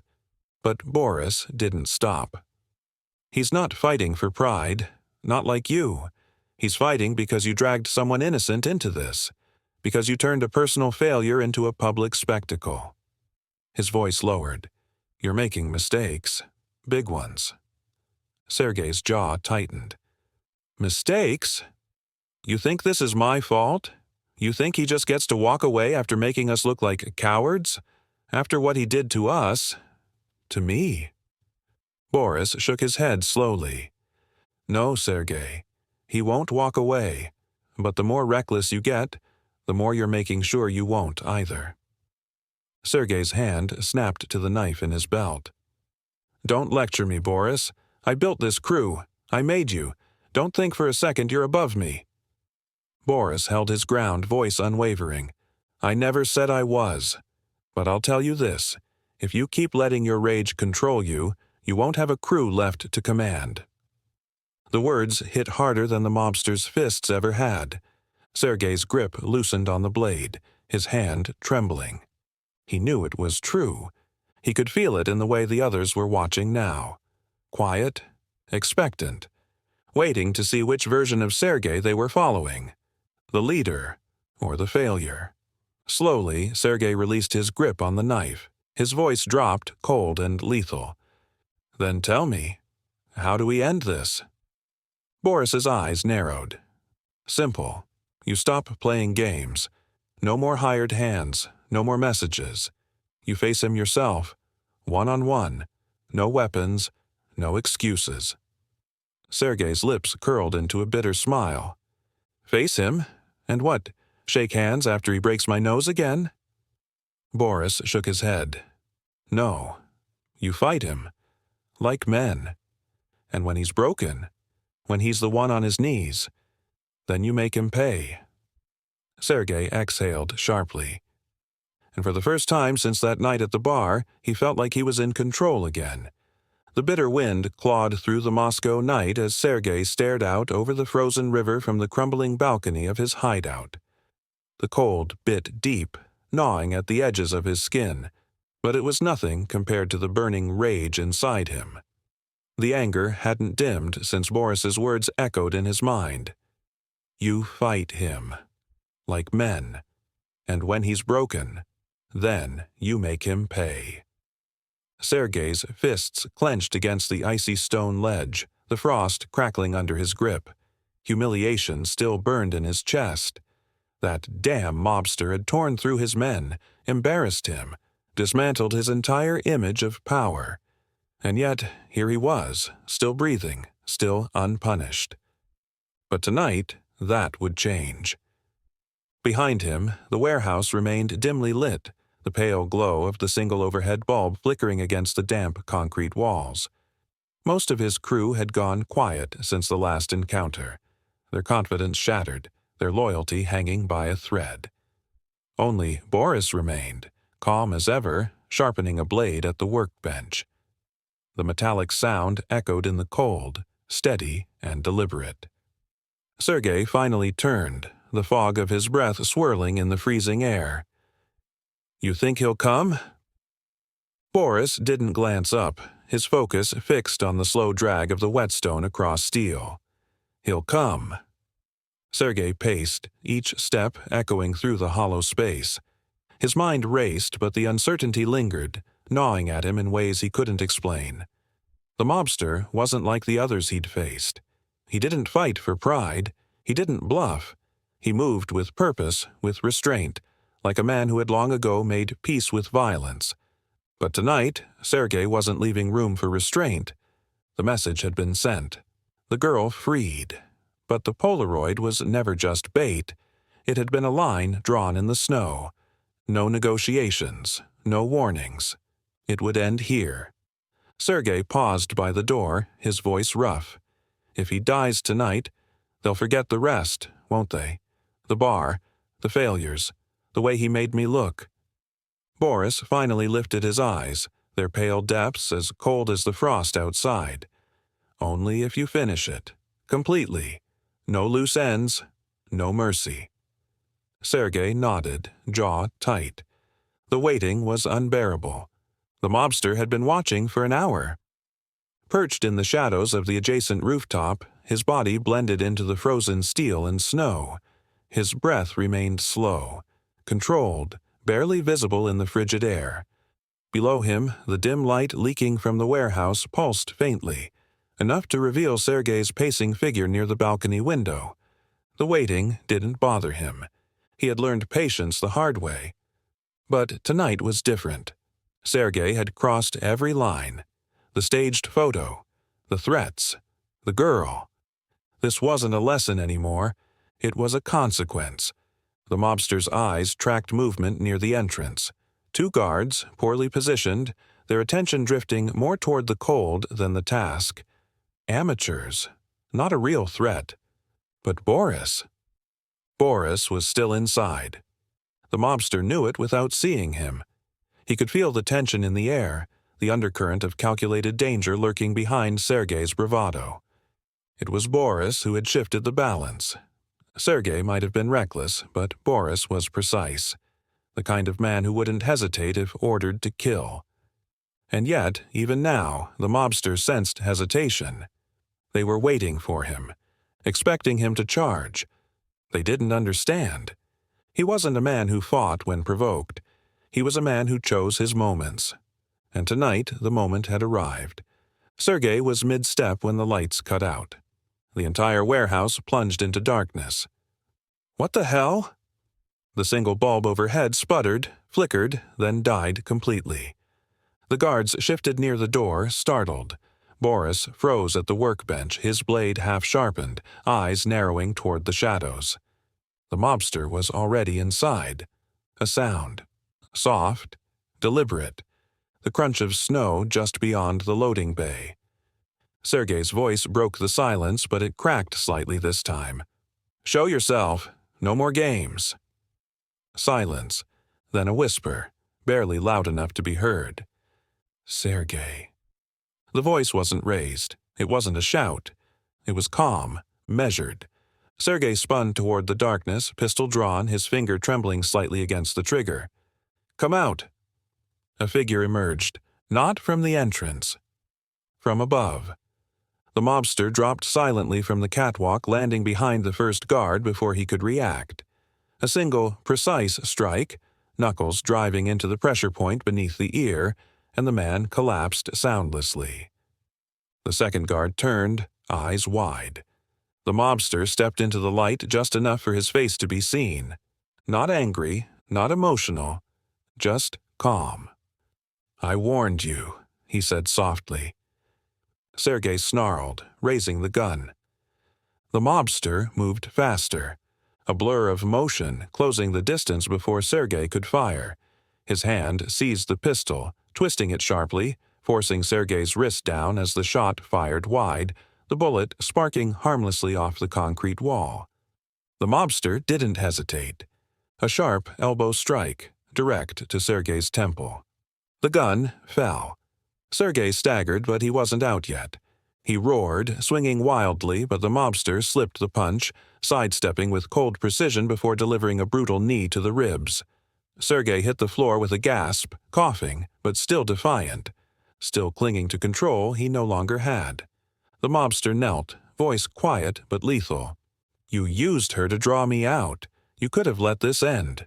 You didn't." Sergei spat blood, glaring. "You think you're better than me?" The mobster didn't blink. "No, I just know when to stop." Boris shifted behind them, stepping forward, knife in hand. The mobster's gaze snapped toward him, sharp. "You can end this, Boris, or you can make the same mistake he did." Boris hesitated. Sergei coughed, voice hoarse. "Finish him. Do it." But Boris didn't move. The silence lingered, until, finally, Boris lowered the blade. Sergei stared, realization settling into his face. He had lost. Completely. The mobster stood, his shadow towering over Sergei as he spoke his final words. "This is over. Don't follow me. Next time, I won't be this forgiving." And with that, the mobster turned, disappearing into the night, leaving Sergei broken and forgotten. The cold Moscow air bit deeper as Sergei lay crumpled on the warehouse floor, the taste of blood thick on his tongue. Pain throbbed through his ribs, his head pounding from the mobster's final blow. The sharp sting of humiliation cut deeper than any bruise. This was not just defeat. This was disgrace. And yet, as the mobster's footsteps faded into the snowy night, leaving Sergei broken and humiliated, the fire inside him refused to die. It burned hotter. Rage twisted through every nerve, louder than the ache in his body. He could hear the silence around him. His men, still conscious, scattered along the warehouse, defeated, silent, waiting to see what he would do. But they weren't loyal anymore. They were watching, judging. Doubt had taken root in their minds. The cracks in his authority were spreading faster than the bruises blooming across his skin. The mobster hadn't just beaten him, he'd shattered the very foundation of Sergei's power. And Sergei couldn't allow that. Not ever. With a ragged breath, he forced himself upright, pain radiating from his side. He wiped the blood from his lips, ignoring the coppery tang as he staggered to his feet. "Get up!" he barked, voice hoarse but venomous. The few remaining men stirred from their places, avoiding his gaze. Boris remained near the edge of the room, silent, arms crossed, his face unreadable as ever. Sergei's bloodshot eyes narrowed on him. "You," he snarled, voice trembling with fury. "You let him walk away." Boris's face remained calm, but there was steel behind his gaze now. "No, you let him walk away," he said quietly. "I told you to stop pushing. I told you to control your anger. But you couldn't." Sergei's hand clenched into a fist, trembling with the urge to lash out. But the pain in his ribs reminded him how outmatched he truly was. He spat on the ground instead, his voice a bitter snarl. "So, now you're giving me lectures? You think you're smarter than me, Boris? You think he beat me? No, he humiliated me. That's different, and I won't let it stand." Boris's gaze sharpened, but he didn't flinch. "Sergei," he said slowly, voice heavy with warning. "You're not thinking clearly. He spared you. Twice. This isn't weakness. It's a warning. If you go after him again, there won't be a next time. There won't be another chance to walk away." Sergei's face twisted into something ugly. "That's what you think?" he hissed, stepping closer, his voice dropping lower. "You think he's stronger than us? Or are you just too scared to finish what you started?" Boris didn't move. "I'm not scared. I'm smart." The words hung heavy in the air. The other men shifted, exchanging glances. Sergei could feel the power slipping further from his grasp with every second of silence. The respect was already gone. What lingered now was doubt, and doubt was poison. Sergei's mind raced. He couldn't lose his grip, not like this. There was only one way to take back control. The next morning, the mobster sat in the same corner booth of the small cafe where it had all started. The snowfall outside continued, softer now, drifting lazily as the city stirred to life. The scent of fresh bread and black coffee filled the air. To anyone watching, he appeared calm. A man quietly enjoying his morning tea, staring out the window at nothing in particular. But inside, the storm hadn't passed. It lingered, coiled just beneath the surface. He had given Sergei his final warning. Twice. And yet something told him this wasn't finished. Men like Sergei didn't just fade into obscurity after losing. They escalated. And when desperation set in, it made them unpredictable, dangerous. The mobster's fingers traced the rim of his cup as he watched the street beyond the fogged window. The city felt too quiet, too still, and then he saw it. A figure, not close, not aggressive, but watching. A man in a dark coat, standing beneath the street lamp across from the cafe, hands in his pockets, unmoving. The mobster exhaled softly, setting his cup down without breaking eye contact. Sergei was testing the waters, again. But there wouldn't be a third chance. This was ending. Today. Back at the warehouse, Sergei stood with his fists clenched at the head of the long steel table where his remaining men had gathered. The tension was palpable, thick enough to taste. The bruises on his face had darkened, but his voice had returned, sharp and cold. "He thinks he's untouchable," Sergei spat, pacing slowly, his boots echoing against the concrete. "He thinks because he's older, quieter, that he's already won, that we're weak." He stopped, placing both hands on the table. "But he doesn't understand who we are, what we are. We don't stop. We don't break. And when someone crosses us, when someone makes a fool of me, they pay." No one spoke, but no one objected either. That was all Sergei needed. His voice lowered, steady and venomous. "We end this. Tonight. No more warnings. No more games. I want him found. I want his body on the ground. No mercy." A few nods rippled through the group, but it wasn't enough. Sergei could feel the hesitation still lingering in the air. And so he said the one thing he knew would seal their loyalty. "He's not just a threat to me. He's a threat to us. And if we don't finish him now, it won't just be our reputation on the line." The silence finally shifted. Sergei saw the change. The violence had returned to their eyes. And yet, as the men dispersed, he felt none of the satisfaction he expected. Because deep down, beneath the rage, the thirst for revenge, there was something colder now. A whisper in the back of his mind. A quiet, nagging voice reminding him of the truth. He let you live. And for Sergei, that was the deepest wound of all. The snow fell in a soft hush as the mobster watched the figure lingering beneath the street lamp. The pale glow illuminated just enough of the man's face to confirm what he already knew. This wasn't random. It was calculated. Sergei was trying to lure him out again. But this time, it felt different. Not reckless, deliberate. The man under the lamp wasn't staring directly at the cafe anymore. His hands were in his coat pockets, his body slightly angled toward the alley across the street, as if waiting for something, or someone.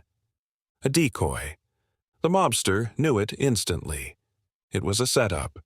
He set his cup down without a sound, the faint clink drowned out by the low hum of the cafe around him. The scent of black coffee and warm bread lingered, but his mind was already shifting, calculating. Sergei was running out of options, the failed ambush, the humiliations. The girl returned safely. This wasn't a power move anymore. It was desperation. The mobster exhaled slowly, his pulse steady as he rose from the table. He adjusted his coat, feeling the comforting weight of the knife concealed beneath the wool, its presence steady but unneeded. If Sergei was playing this game, it wouldn't be about weapons. It would be about control. Stepping out into the frostbitten street, the mobster let the cold wash over him, sharpening his focus as his boots crunched softly on the snow-covered cobblestones. The figure beneath the lamp didn't react. Not at first, but then, subtly, too subtly for most to notice, he shifted his stance. The tell was obvious. This man wasn't just watching. He was waiting for a signal. The mobster didn't break stride as he crossed the street, passing the man with only a fleeting glance, close enough to confirm it. An earpiece, poorly concealed. Sergei was being sloppy again. But something was off. This wasn't Sergei's typical sloppiness. It felt intentional. The mobster continued past the figure, not stopping, not looking back, but every fiber of his being remained alert. He felt the presence behind him. The subtle shift of weight. A tail. Sergei wanted him led somewhere. Good. That meant Sergei thought he was still in control. The alley was narrow, the kind that swallowed light and sound in equal measure. Snow piled high along the brick walls, untouched, masking the icy ground beneath. The mobster didn't stop until he was deep enough into the shadows that the street behind him blurred into the distance. Then he waited. The tail entered the alley moments later. Cautious, but not cautious enough. The man in the dark coat stepped closer, his breath visible in the frozen air, tension rippling in his posture. His hand hovered too close to his hip. Armed. The mobster spoke first. Calm. Controlled. "Does Sergei really think this will work?" The man froze. No immediate reaction. But the slight shift in his stance told the mobster everything. Untrained. An errand boy, not a professional. The mobster took a step closer. Slow. Measured. "You're here to lead me somewhere, aren't you?" No response. The mobster nodded, his voice dipping lower. "Walk away. You're not ready for this." The man's lips parted as if to protest, but the mobster had already moved. In a single fluid motion he closed the distance, pressing the man against the wall with just enough force to disarm but not injure. His blade was drawn, not pointed, but visible. "Who's waiting for me?" The man's eyes darted wildly, panic setting in. Sergei just—" The mobster's voice cut sharper. "No lies. Who else is here?" The man's resolve crumbled. "Warehouse, near the river. Sergei's waiting. But he's not alone this time." The mobster's jaw tightened. It was a trap, but not just for him. Sergei had escalated again. This wasn't just about revenge anymore. He was trying to end it. The mobster released the man, voice low and final. "Go home. Tell Sergei I'm coming." The man stumbled back into the street, breath ragged. But he wouldn't warn Sergei. Not in time. The mobster wasn't walking into this blind. He was going to end it. The warehouse sat in the industrial district, half forgotten beneath the weight of Moscow's endless winter. Rusted steel beams arched high overhead, snow collecting in broken skylights as the last light of day faded into icy dusk. Sergei was there. The mobster could see him from the upper window as he approached the outer edge of the compound. But Sergei wasn't pacing this time. He was waiting. Still. Silent. And Boris stood beside him. The mobster's breath slowed as he scanned the space. 6 men. Armed but nervous. Spread wide enough to control entry points but not enough to cover escape routes. It was a show of force. But Sergei had miscalculated again. He wasn't dealing with fear anymore. The mobster stepped through the open loading bay doors without a sound, the frost clinging to his coat as he emerged into the dim light. Sergei turned, his face twisted in a bitter smile, bruises still dark from their last encounter. "You came." The mobster's voice was quiet but sharp. "You left me no choice." Sergei took a step closer, spreading his arms. "No weapons this time, no games. You and me." The mobster tilted his head, watching him carefully. "You think this makes you look stronger? Dragging me here, surrounding yourself with men who won't fight for you?" Sergei's smile faltered, and Boris shifted.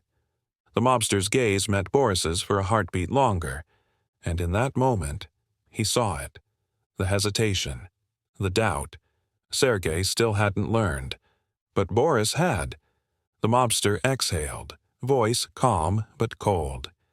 "This is your last chance, Sergei." Sergei sneered, stepping forward. "You're not walking out of here." The mobster's next words were quieter. "I never said I was the one who wouldn't walk out." Sergei lunged. The trap was set, but not for the mobster. For Sergei. And this time, there would be no mercy. The clash was inevitable, the tension snapping like a brittle wire as Sergei lunged, fists swinging with raw, unrestrained fury. His movements were wide, reckless, driven more by rage than skill, a desperate attempt to reclaim control. But the mobster didn't flinch. He shifted with practiced ease, sidestepping Sergei's wild punch with minimal effort. The swing missed by inches, and before Sergei could recover, the mobster struck.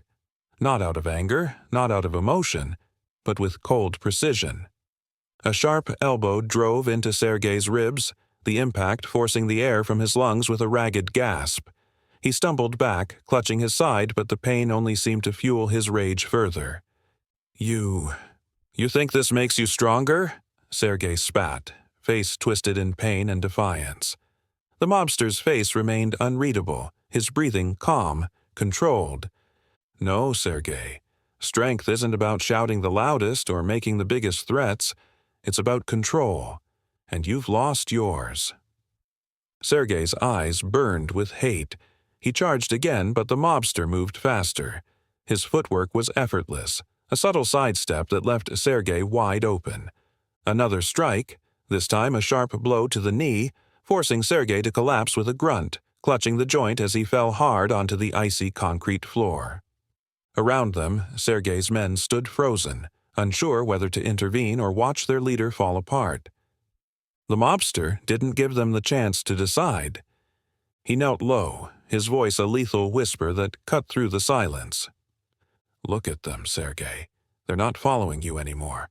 They're watching you lose." Sergei's breathing was ragged now, the humiliation burning hotter than the pain in his body. His bloodied hands gripped the floor, trying to push himself up, but his strength was failing. And yet defiance still lingered in his voice. "You think you've won?" he spat, wincing with each word. "You think leaving me broken is victory?" The mobster's gaze hardened, cold and unforgiving. "I warned you. I told you to stop. You chose this." Sergei's lips curled into a bitter smile despite the pain. "You chose this. When you spared me. Should have finished it back then. Because now, you'll always be looking over your shoulder." The mobster's jaw tightened. But before he could speak, Boris stepped forward. Calm. Quiet. But there was a shift in his expression this time. No longer just the silent enforcer. This was something deeper. Betrayal. Sergei, Boris said evenly, voice echoing off the concrete walls. You had your chance to lead. You had your chance to stop this before it got out of control. But you couldn't. You brought all of us into your mess. Sergei's glare snapped toward him, his body trembling from both pain and disbelief. Boris, don't. You work for me. Not anymore. The words sliced through the air like a blade, and the room shifted. The tension that had bound Sergei's men for so long seemed to break, the weight of his failures sinking into their expressions. Boris knelt beside Sergei, lowering his voice further. You didn't just lose tonight, Sergei. You lost long before this. You lost the second you made it about yourself. Sergei's breathing slowed, the fight draining from his eyes. But the hatred remained. The mobster stood slowly, his gaze sweeping the room. He didn't need to say anything. The message had already been delivered. Final. Absolute. He turned to leave, the cold wind cutting through the open loading bay doors as snow drifted in, pale and silent. But Sergei's voice, hoarse, bitter, called after him one last time. You think this ends here? The mobster paused, back still turned. Sergei's voice was quieter now, almost broken. I'll find you.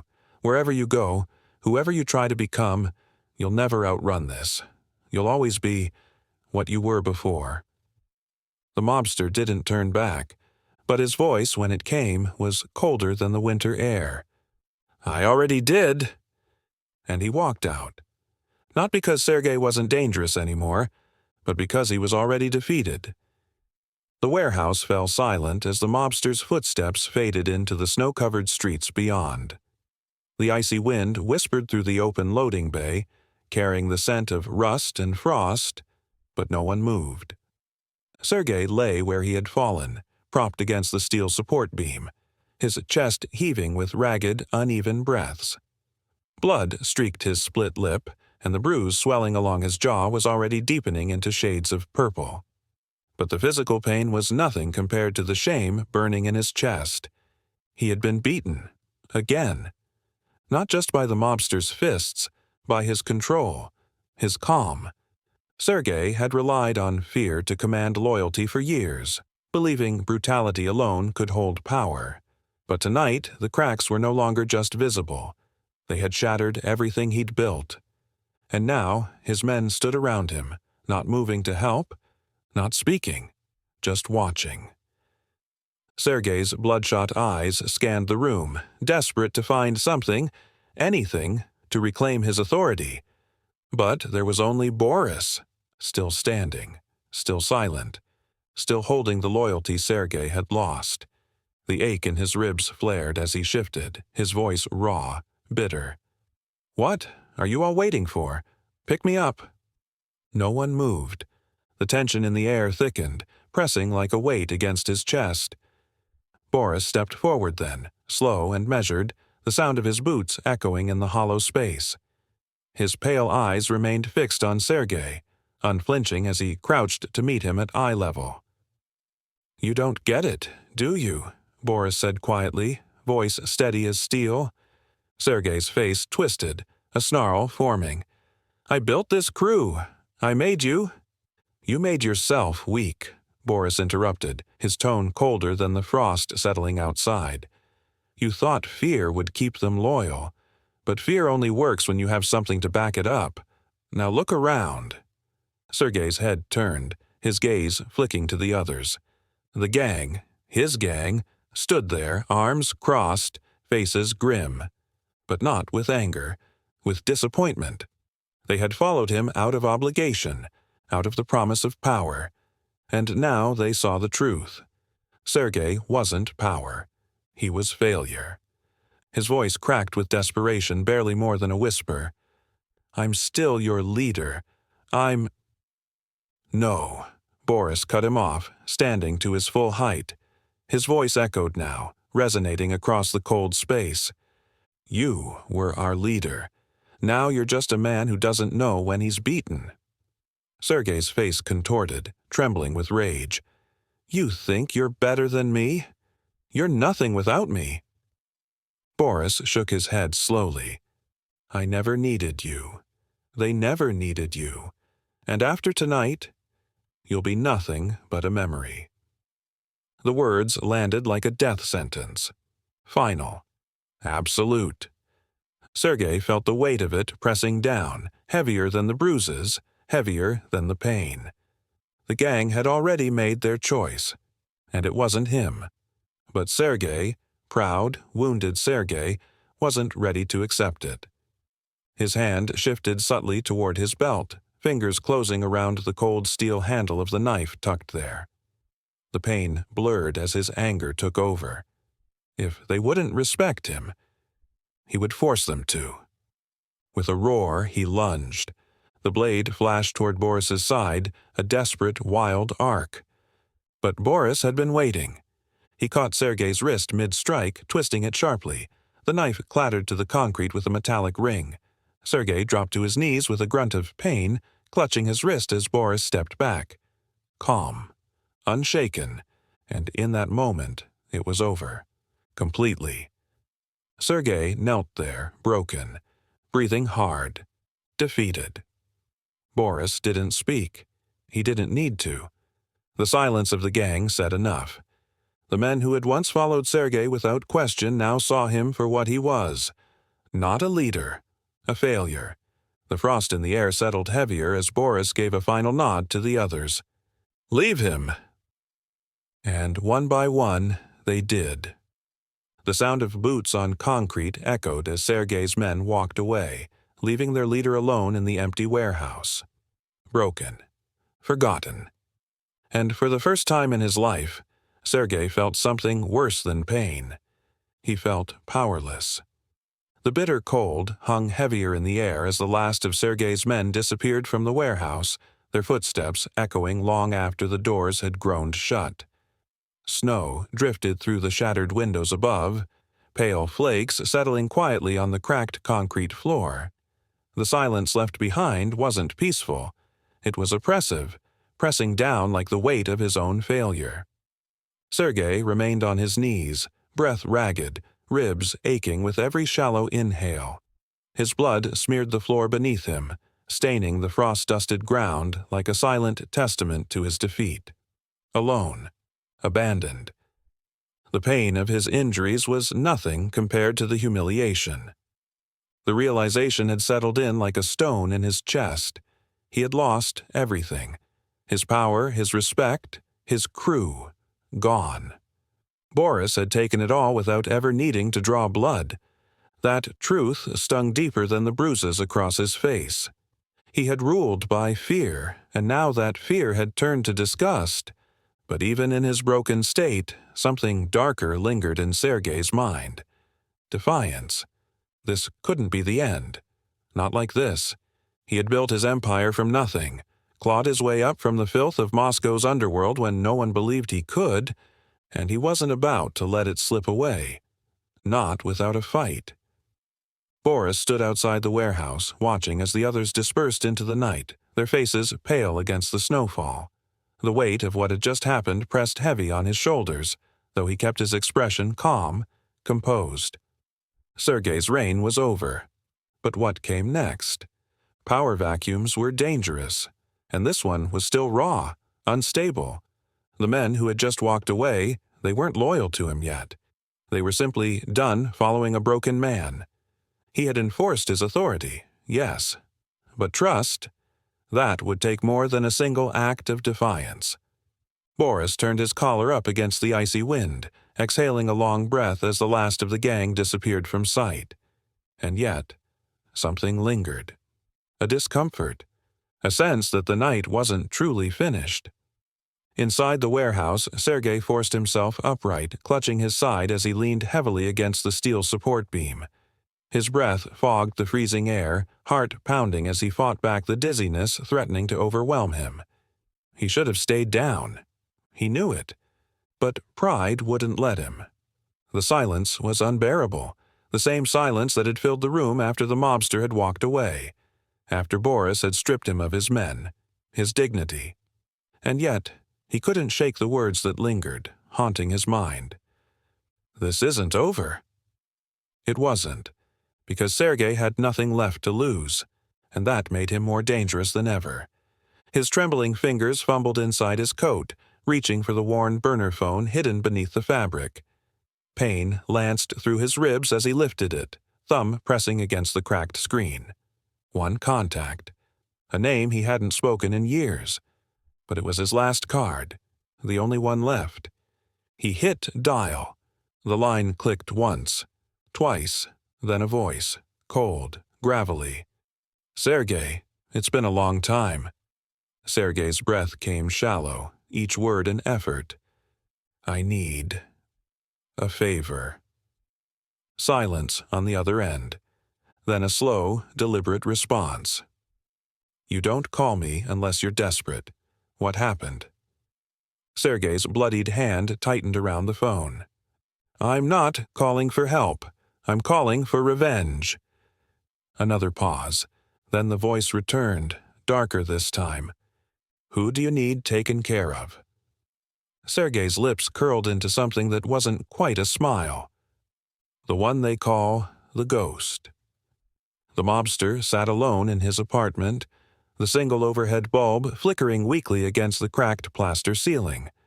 The city outside was quiet, blanketed in fresh snowfall that muted the usual sounds of life. It should have felt peaceful, but he knew better. Peace was never permanent. The confrontation with Sergei should have ended things. The man was broken, his control shattered. But something still lingered, a shadow at the edge of the mobster's instincts, gnawing just beneath the calm surface of his thoughts. Men like Sergei didn't stay quiet. Defeat didn't humble them. It made them desperate. The mobster exhaled slowly, setting the cold cup of tea aside as he stared at the Polaroid still tucked beneath the cracked glass ashtray. The girl was safe. She had been returned to her family, far from this city. That chapter was closed. But the weight of unfinished business lingered. A noise. Faint. But there. A floorboard creaked outside the apartment door. The mobster's eyes narrowed. No knock this time. The tension in his chest coiled tighter as he stood, moving silently toward the door, pressing his back to the wall beside it. The sound came again. Softer. A lockpick. Someone was trying to be quiet. They were failing. The mobster's hand slid beneath his coat, fingers closing around the knife strapped to his belt. No gun. Not for this. He waited. The lock clicked. The door eased open, just enough for a dark figure to slip inside, bundled against the cold, a pistol held low but ready. But they never saw him coming. The mobster moved like a shadow, the blade flashing once as he twisted the intruder's wrist sharply, the gun clattering to the wooden floor with a muted thud. A sharp elbow strike to the ribs sent the man collapsing against the wall, gasping for breath. The mobster pinned him there, blade pressed lightly against his throat. "Who sent you?" The man struggled, but the cold steel against his skin silenced any lies. "Sergei," he choked. He paid."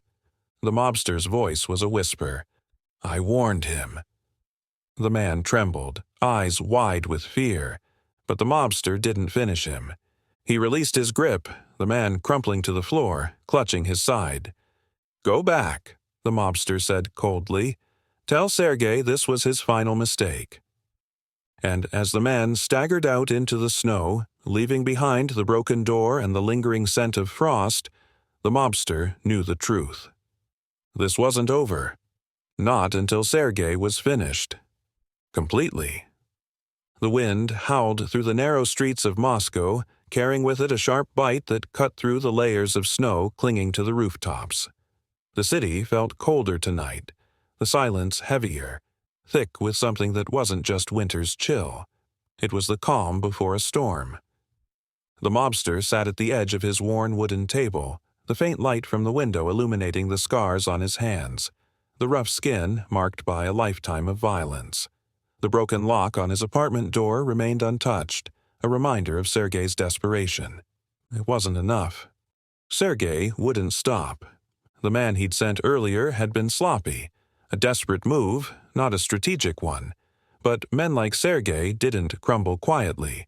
When they felt their power slipping, they lashed out harder, louder, and Sergei was running out of moves. The mobster knew what was coming. He could feel it, like the pressure of a storm pressing against the glass. Sergei's next play wouldn't be subtle. Across the city, Sergei paced the dimly lit room of his new hideout. The warehouse was no longer an option. It had become a symbol of his failure. So he had moved deeper into the shadows, into a forgotten auto garage along the river where the steel walls dripped with moisture and the scent of gasoline hung heavy in the air. But the chill in the room wasn't from the cold. It was from Sergei's rage. The mobster had humiliated him, again, and this time he wasn't going to let it stand. Boris was gone. His men had scattered. And yet Sergei's defiance burned brighter, unchecked by reason, because he had one card left. A man who didn't care about history or honor. A man who only cared about blood. Across the table sat Mikhail Volkov, the butcher of Kazan. Broad-shouldered, scarred, his face a canvas of violence earned in the dirtiest corners of Russia's underworld. He didn't speak often, and when he did, it was in short, clipped sentences, as if words were a waste of effort. Sergei's voice was quieter now, more controlled. This man, the ghost, he's made me look weak. I don't care how you do it. I want him gone. Mikhail said nothing, sharpening the blade he had brought with him, the sound of steel against stone filling the silence. Sergei's voice trembled with rage. Do you hear me? No more messages. No more warnings. I want his blood on the floor. Do whatever it takes. Mikhail finally spoke, calm, deadly. I don't leave loose ends. Sergei's twisted grin returned, though it didn't quite reach his eyes. Good. But as he watched Mikhail prepare for the job, a quiet voice at the back of Sergei's mind whispered a truth he wasn't ready to face. This wasn't about revenge anymore. It was about survival, and deep down, Sergei knew. This was his last chance. The mobster knew something was wrong long before the strike. He had been walking the length of the frozen canal, the snow falling heavier now, cloaking the city in an unnatural stillness. The last few hours had been quiet. Too quiet. Sergei should have made his move already, unless he was planning something worse. The faintest echo of boots on snow whispered behind him. Not rushed, controlled, not a tale, a professional. The mobster's pulse slowed, his mind shifting into sharp focus. His footsteps continued as if he hadn't noticed, but his senses tracked every movement. The distance, the rhythm, the breathing. A shadow shifted against the alley wall just as the snowfall blurred the edges of the lamplight. Close now. Too close. The mobster moved, fast, a sudden pivot, spinning with a fluid grace as the blade whistled past where his throat had been moments earlier. Mikhail. The man's scarred face twisted in surprise, but there was no hesitation. He adjusted instantly, lunging forward with the knife in a deadly arc. The mobster didn't retreat. He closed the distance instead, deflecting the strike with his forearm, feeling the bite of cold steel graze his coat but not break through. Mikhail was fast, precise, but so was he. The knife came again, a thrust aimed for his ribs this time. But the mobster caught Mikhail's wrist, twisting sharply until the blade clattered to the frozen ground. They locked eyes. Two predators. No words. Only the raw clash of force and experience. Mikhail struck next, bare fists now, driving a powerful blow toward the mobster's ribs. It connected, barely, but the mobster twisted with it, absorbing the impact before countering with a sharp elbow strike to Mikhail's jaw. The hit was solid. Mikhail staggered, but he didn't fall. A growl escaped his throat and he lunged again, this time catching the mobster in a brutal shoulder lock, forcing both of them against the icy stone wall of the alley. Breath fogged between them, the only sound the ragged rhythm of effort. The mobster's voice finally broke the silence, calm despite the struggle. "Sergei sent you, didn't he?" Mikhail didn't answer, but his grip tightened. The mobster felt the shift, knew the next move before it came. He allowed it. For a moment. Just enough to make Mikhail think he had control. Then he twisted, suddenly, violently. The momentum reversed. Mikhail slammed back against the wall, the blade now back in the mobster's hand. Pointed at his throat. Breath visible. Everything still. The mobster's voice was ice. "You failed." Mikhail's expression didn't shift. His voice was quiet. Not yet. The mobster felt it a heartbeat too late. The backup. The click of a hammer from the shadows. Sergei's final mistake. The click of the hammer echoed louder than it should have in the silent alley, slicing through the frostbitten air with a deadly finality.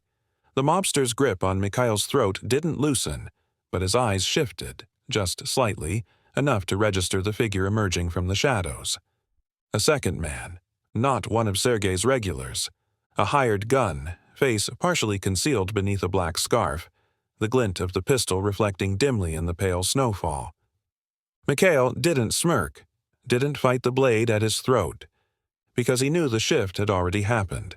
Sergei had brought backup, but the mobster wasn't the one caught off guard. The tension tightened, the world narrowing into sharp focus. Breath fogged the frozen air. 3 people, 2 weapons drawn, 1 mistake waiting to happen. The mobster's voice was steady, controlled despite the blade pressing into Mikhail's neck. "Sergei sent you both. Didn't trust you to finish the job yourself?" Mikhail's breathing slowed, though his pulse hammered against the blade's edge. "He didn't trust you to stay down," he rasped. The hired gun shifted his stance slightly, the pistol lowering just a fraction. The mobster's grip shifted. Not in fear, in preparation. "Sergei doesn't understand the difference between fear and respect," he said coldly, his eyes never leaving the gunman's silhouette. "But you do, don't you? That's why you haven't pulled the trigger yet." The gunman's fingers twitched. Hesitation, uncertainty. It was all the mobster needed. In a blur of motion, he released Mikhail, not out of surrender but strategy, shoving the larger man sideways just as the gun went off. The bullet sparked off the brick wall, missing its mark as Mikhail stumbled, crashing into the snow. The mobster was already moving. No wasted movement. His knife spun in his grip, a single, calculated throw sending it into the gunman's wrist before the second shot could be fired. A sharp cry, pain, not mortal, but enough to disarm him. The gun clattered to the ground. The mobster closed the distance in 3 steps, his boot kicking the weapon out of reach as the injured man fell to his knees, clutching his wrist, blood seeping through his gloves. The fight was over before it had truly begun. Mikhail remained where he'd fallen, gasping, but not moving. The gunman, pale and trembling, stared up at the mobster, his eyes wide with disbelief. The mobster crouched, voice colder now. "Go back to Sergei. Tell him there won't be a third chance." The man nodded shakily, stumbling to his feet and vanishing into the snowy haze beyond the alley. But Mikhail didn't move. The mobster knelt beside him, voice lower. "You're better than this. Walk away while you still can." Mikhail exhaled, a sharp, bitter laugh despite the pain. "You think this ends here?" he rasped. "Sergei won't stop. Not now. He can't afford to." The mobster stood slowly. "Then he's already lost." Sergei sat alone in the dim confines of his hideout, the auto garage reeking of gasoline and desperation. The single hanging light flickered overhead, its pale glow casting long, jagged shadows across the steel walls. The glass in his hand trembled slightly, the vodka untouched. He had heard nothing for hours. No calls, no confirmation, no news, and that silence was deafening. The burn in his ribs hadn't faded since his last beating, But it wasn't the physical pain that gnawed at him tonight. It was something worse. Doubt. The kind that crept in when men like him realized they were no longer feared. He had sent the butcher. Had paid well, far more than he could afford after the last disastrous attempts. And yet the quiet lingered. The sound of the door opening made Sergei flinch, the glass nearly slipping from his grip. The gunman from the alley stood there, pale, bleeding from his wrist, his expression carved with failure. Sergei's heart sank. "No," he whispered, half to himself. "No, you—" The man shook his head. "He got to us both. The butcher, he let me go. Said to give you a message." Sergei's face twisted, voice rising. "What message?" The gunman swallowed hard. No more chances. The glass in Sergei's hand shattered. The vodka spilled across the table, seeping into the worn wood, but he barely noticed. His vision blurred, not from the pain, but from something colder. Failure. Humiliation. Again. The mobster wasn't just dismantling his reputation, he was erasing it. And Sergei knew. There was no coming back from this. But the rage refused to die. He staggered to his feet, clutching the table for support. His voice trembled, raw and desperate. "I want everyone." The gunman blinked, confused. "What do you mean?" "Everyone!" Sergei roared, slamming his fist onto the table, the glass crunching beneath his knuckles. "Every man left. Every favor. I don't care what it costs. I want him dead." The gunman hesitated. "Sergei, we're losing. The others are talking. Boris is gone," Sergei snapped. "I don't care what they think. He dies. Tonight. Find him. Bring me his head or don't bother coming back." The gunman nodded, backing out of the room without another word. Sergei stood there, chest heaving. The scent of vodka thick in the air, his reflection distorted in the shards of broken glass. But as the silence returned, as the weight of what he had just demanded settled, he realized something. The fear was no longer only his men's, it was his own. And this time, it felt permanent. The snow came heavier now, blurring the edges of Moscow's skyline under a veil of white as the city braced for another long winter night. But the cold was nothing compared to the tension simmering beneath its surface, the kind only men like Sergei could create. The mobster could feel it. It wasn't a hunch, it was instinct, the quiet pressure that came before violence, the way the air seemed heavier, charged. He sat in the shadows of his apartment once again, the single overhead bulb flickering weakly, casting his reflection against the frost-kissed window. The city outside felt muted, distant, but he wasn't distracted by the silence. He was waiting for Sergei's next move, for the inevitable. The mobster wasn't afraid, but he was ready. His mind traced the night's events with sharp clarity. The hired gun, Mikhail, the failed ambush. Sergei's desperation had been scrawled across every reckless decision. But tonight, something felt different. This wasn't just about revenge anymore. It was personal, and when men like Sergei made things personal, they stopped thinking clearly. The mobster reached beneath his coat, checking the knife at his side. No trembling hands, no doubt. Because tonight the storm wasn't coming for him. He was bringing it to Sergei. Across the city, Sergei's breath came in sharp bursts as he paced the length of the darkened auto garage. The broken glass from his earlier outburst remained scattered across the floor, a jagged reflection of his spiraling control. The silence was unbearable. The absence of his crew felt louder than any shouting ever had. They were gone. All of them. Boris had abandoned him. The butcher had failed, and the mobster had made him look weak. Again. But tonight would be different. It had to be. Sergei's bloodied knuckles flexed against the grip of his revolver, the weight grounding him.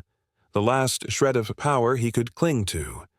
Outside, the snow thickened, muffling the world in a cold, unforgiving silence. But inside Sergei's mind, It was chaos.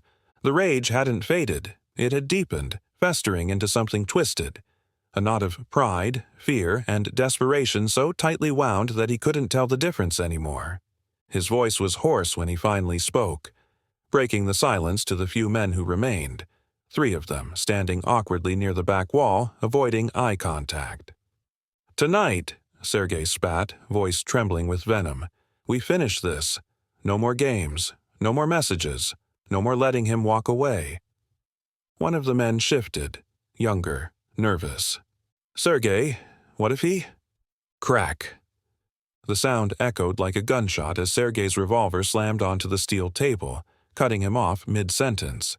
"He will come," Sergei growled, eyes bloodshot, "and when he does, you will not hesitate.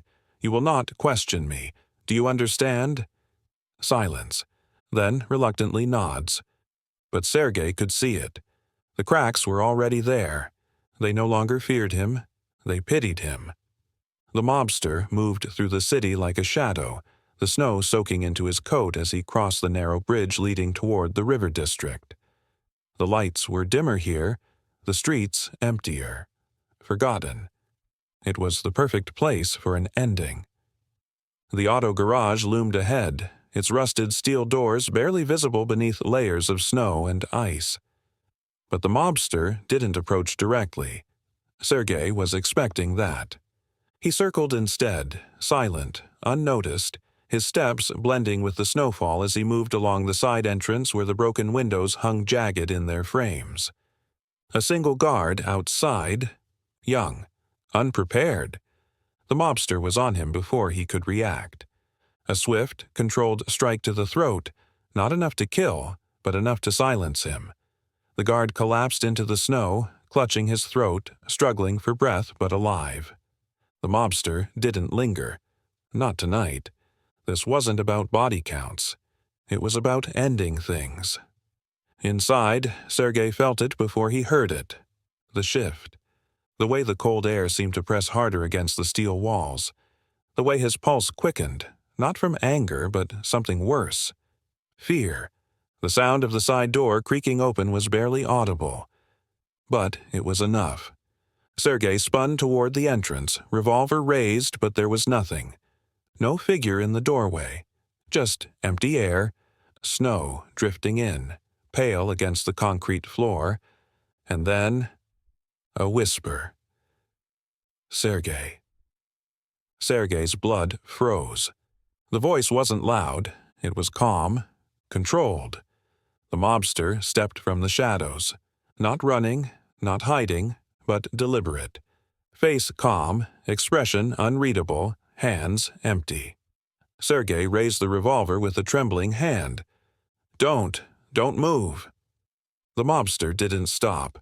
He took another step closer. "No more warnings, Sergei." "I will shoot you," Sergei snarled, but his voice cracked. The mobster's gaze didn't waver. "No, you won't."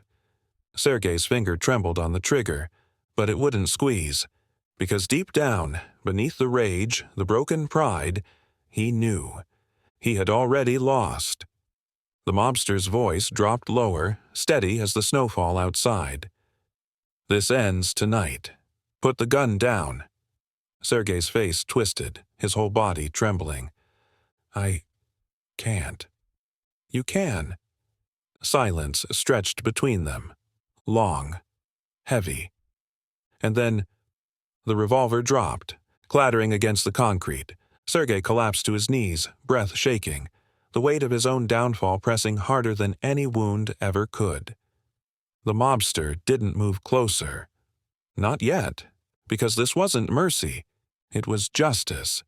Sergei's voice came hollow. "It's over, isn't it?" The mobster's expression remained cold. "Yes, it is." And the snow fell heavier, blanketing Moscow in its quiet, unforgiving white as the echoes of Sergei's reign finally came to an end. The revolver's echo faded into the cavernous steel walls of the garage, replaced by the deep, heavy quiet of snowfall pressing against the forgotten space. Sergei knelt there, his head bowed, the tremor in his breath the only sign of life left in him, The gun lay discarded at his feet, useless now, a symbol of everything he had once relied on to hold power slipping further from his grasp. The mobster stood just feet away, watching, not moving, not speaking. The finality of the moment hung heavy between them, thick like the frost clinging to the steel beams above.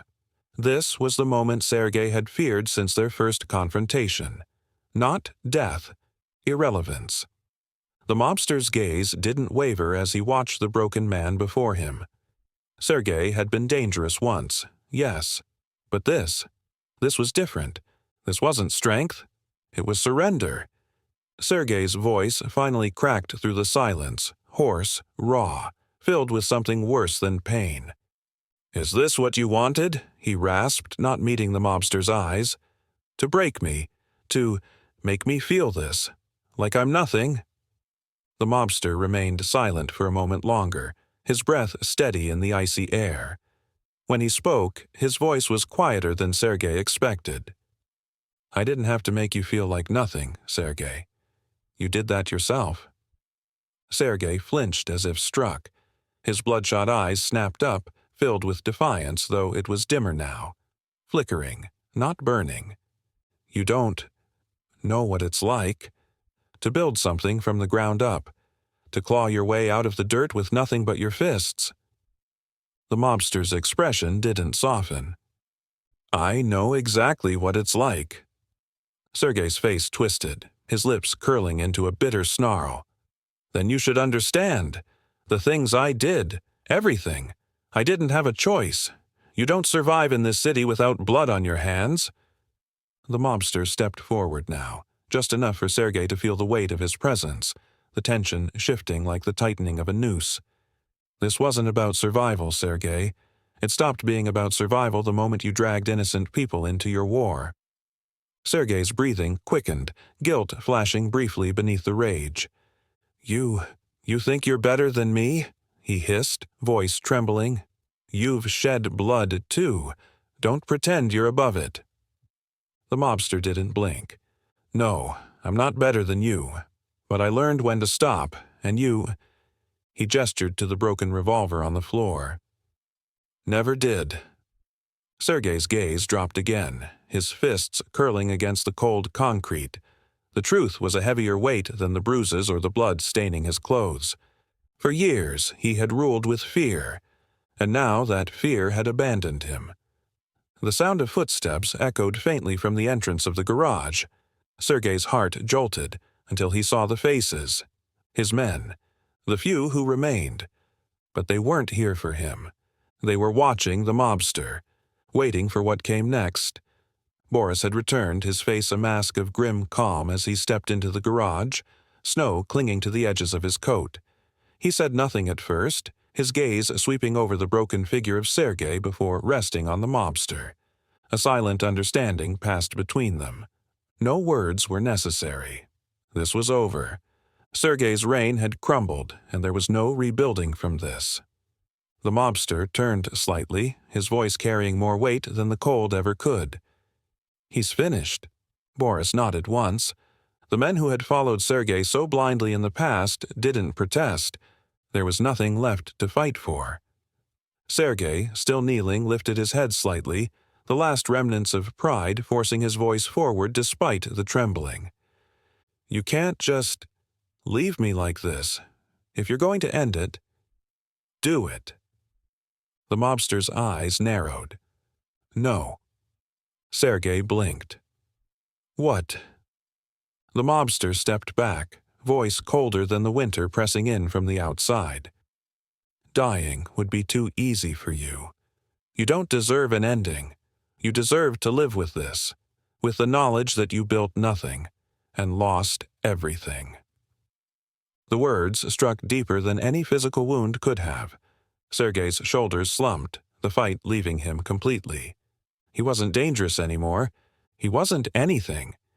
Outside, the snow continued to fall, thicker now, blanketing the streets in pale silence. The mobster stood at the edge of the river, watching the water churn beneath sheets of half-formed ice. The city felt different tonight. Quieter, but not peaceful. There was no peace in what had happened, only closure. Boris approached from behind, his footsteps crunching softly in the frost-covered gravel. "It's done," he said quietly. The mobster didn't turn. "No, it's finished, but it'll never be done." Boris exhaled slowly, the truth of those words lingering between them. Because men like Sergei, they didn't just disappear. Their mistakes rippled, and there would always be another man blinded by power, another war waiting to start. But for now, in the stillness of the Moscow winter, there was quiet. And for the first time in a long, long while. The mobster allowed himself to breathe. The snow had thickened into a near whiteout by the time the mobster left the river, his boots crunching over frozen gravel as he moved through the forgotten streets. The pale haze blurred the edges of the city, the streetlights reduced to faint halos barely visible through the frost. But even in the storm, his senses stayed sharp. The echoes of Sergei's collapse still lingered in his mind, a tension coiled deep beneath the surface. The way Sergei had crumbled, not with defiance but surrender. It wasn't the reaction of a man who had truly accepted defeat. It was the reaction of a man with nothing left to lose. And men like that? They were the most dangerous of all. Hours passed, but the tension never left. The mobster sat alone in his apartment, the dim bulb above flickering against the frost-lined windows. The city beyond was silent now, the storm pressing harder, the streets below buried under layers of fresh snow. But something gnawed at the edges of his mind, a voice he couldn't quite silence. "You should have finished it." The mobster leaned forward, resting his elbows on the scarred wooden table, hands clasped as he stared into the dark void of the window's reflection. Had he been wrong? Had mercy been a mistake? Sergei was broken, yes, humiliated beyond repair. But humiliation wasn't the same as finality. The way Sergei had looked at him in that final moment, the trembling, the bitterness, felt less like surrender and more like a wound left festering. A wound that could still spread. Boris arrived just before midnight. The knock was quiet, respectful. Not the kind of knock that expected danger. The mobster opened the door, stepping aside without a word. Boris entered, snow clinging to the edges of his coat, his expression as calm as ever. But there was something heavier in his gaze tonight, something unfinished. He spoke first. "Sergei's gone." The mobster's jaw tightened. "Gone?" Boris nodded, setting his gloves on the radiator to dry. "When we left the garage, he didn't follow, but I had someone watching. He disappeared an hour later, slipped out the back, probably through the alleys." The mobster exhaled slowly, his breath visible in the cold air. He had known. Felt it. The tension hadn't released because it wasn't over. Not yet. Boris continued, voice lower now. "The others won't follow him. Whatever loyalty he had, it died tonight. But he's not a man who'll stay quiet. Not after this." The mobster nodded once. "I should have ended it." Silence stretched between them, but Boris shook his head. "You didn't kill him because you're not like him. That matters." The mobster's gaze darkened, his voice colder. "It won't matter when he comes back." And they both knew it was inevitable. Sergei wasn't the kind of man who could accept defeat, not without trying to take everything else down with him. The storm worsened as the night dragged on. Wind howled against the old brick of the apartment, rattling the windows, the temperature dropping even further as the city seemed to vanish beneath the endless white. But beneath the layers of snow, the city still breathed, still watched. The mobster sat by the window, his breath fogging the glass as he watched the narrow street below, barely illuminated by the pale flicker of a dying street lamp. No movement. But it wasn't peace. It was the kind of quiet that came before something broke. And then, a shadow. Just at the far edge of the alley, barely visible beneath the snowfall. Not a figure. A silhouette. Watching. The mobster's pulse remained steady, but his body tensed. Sergei wouldn't face him directly. Not anymore. This wasn't a challenge. It was a threat. And Sergei was watching, waiting for the moment when he thought the mobster had let his guard slip. But tonight, there would be no slip. Tonight, the game would end. For good. The mobster stood, sliding his coat from the chair.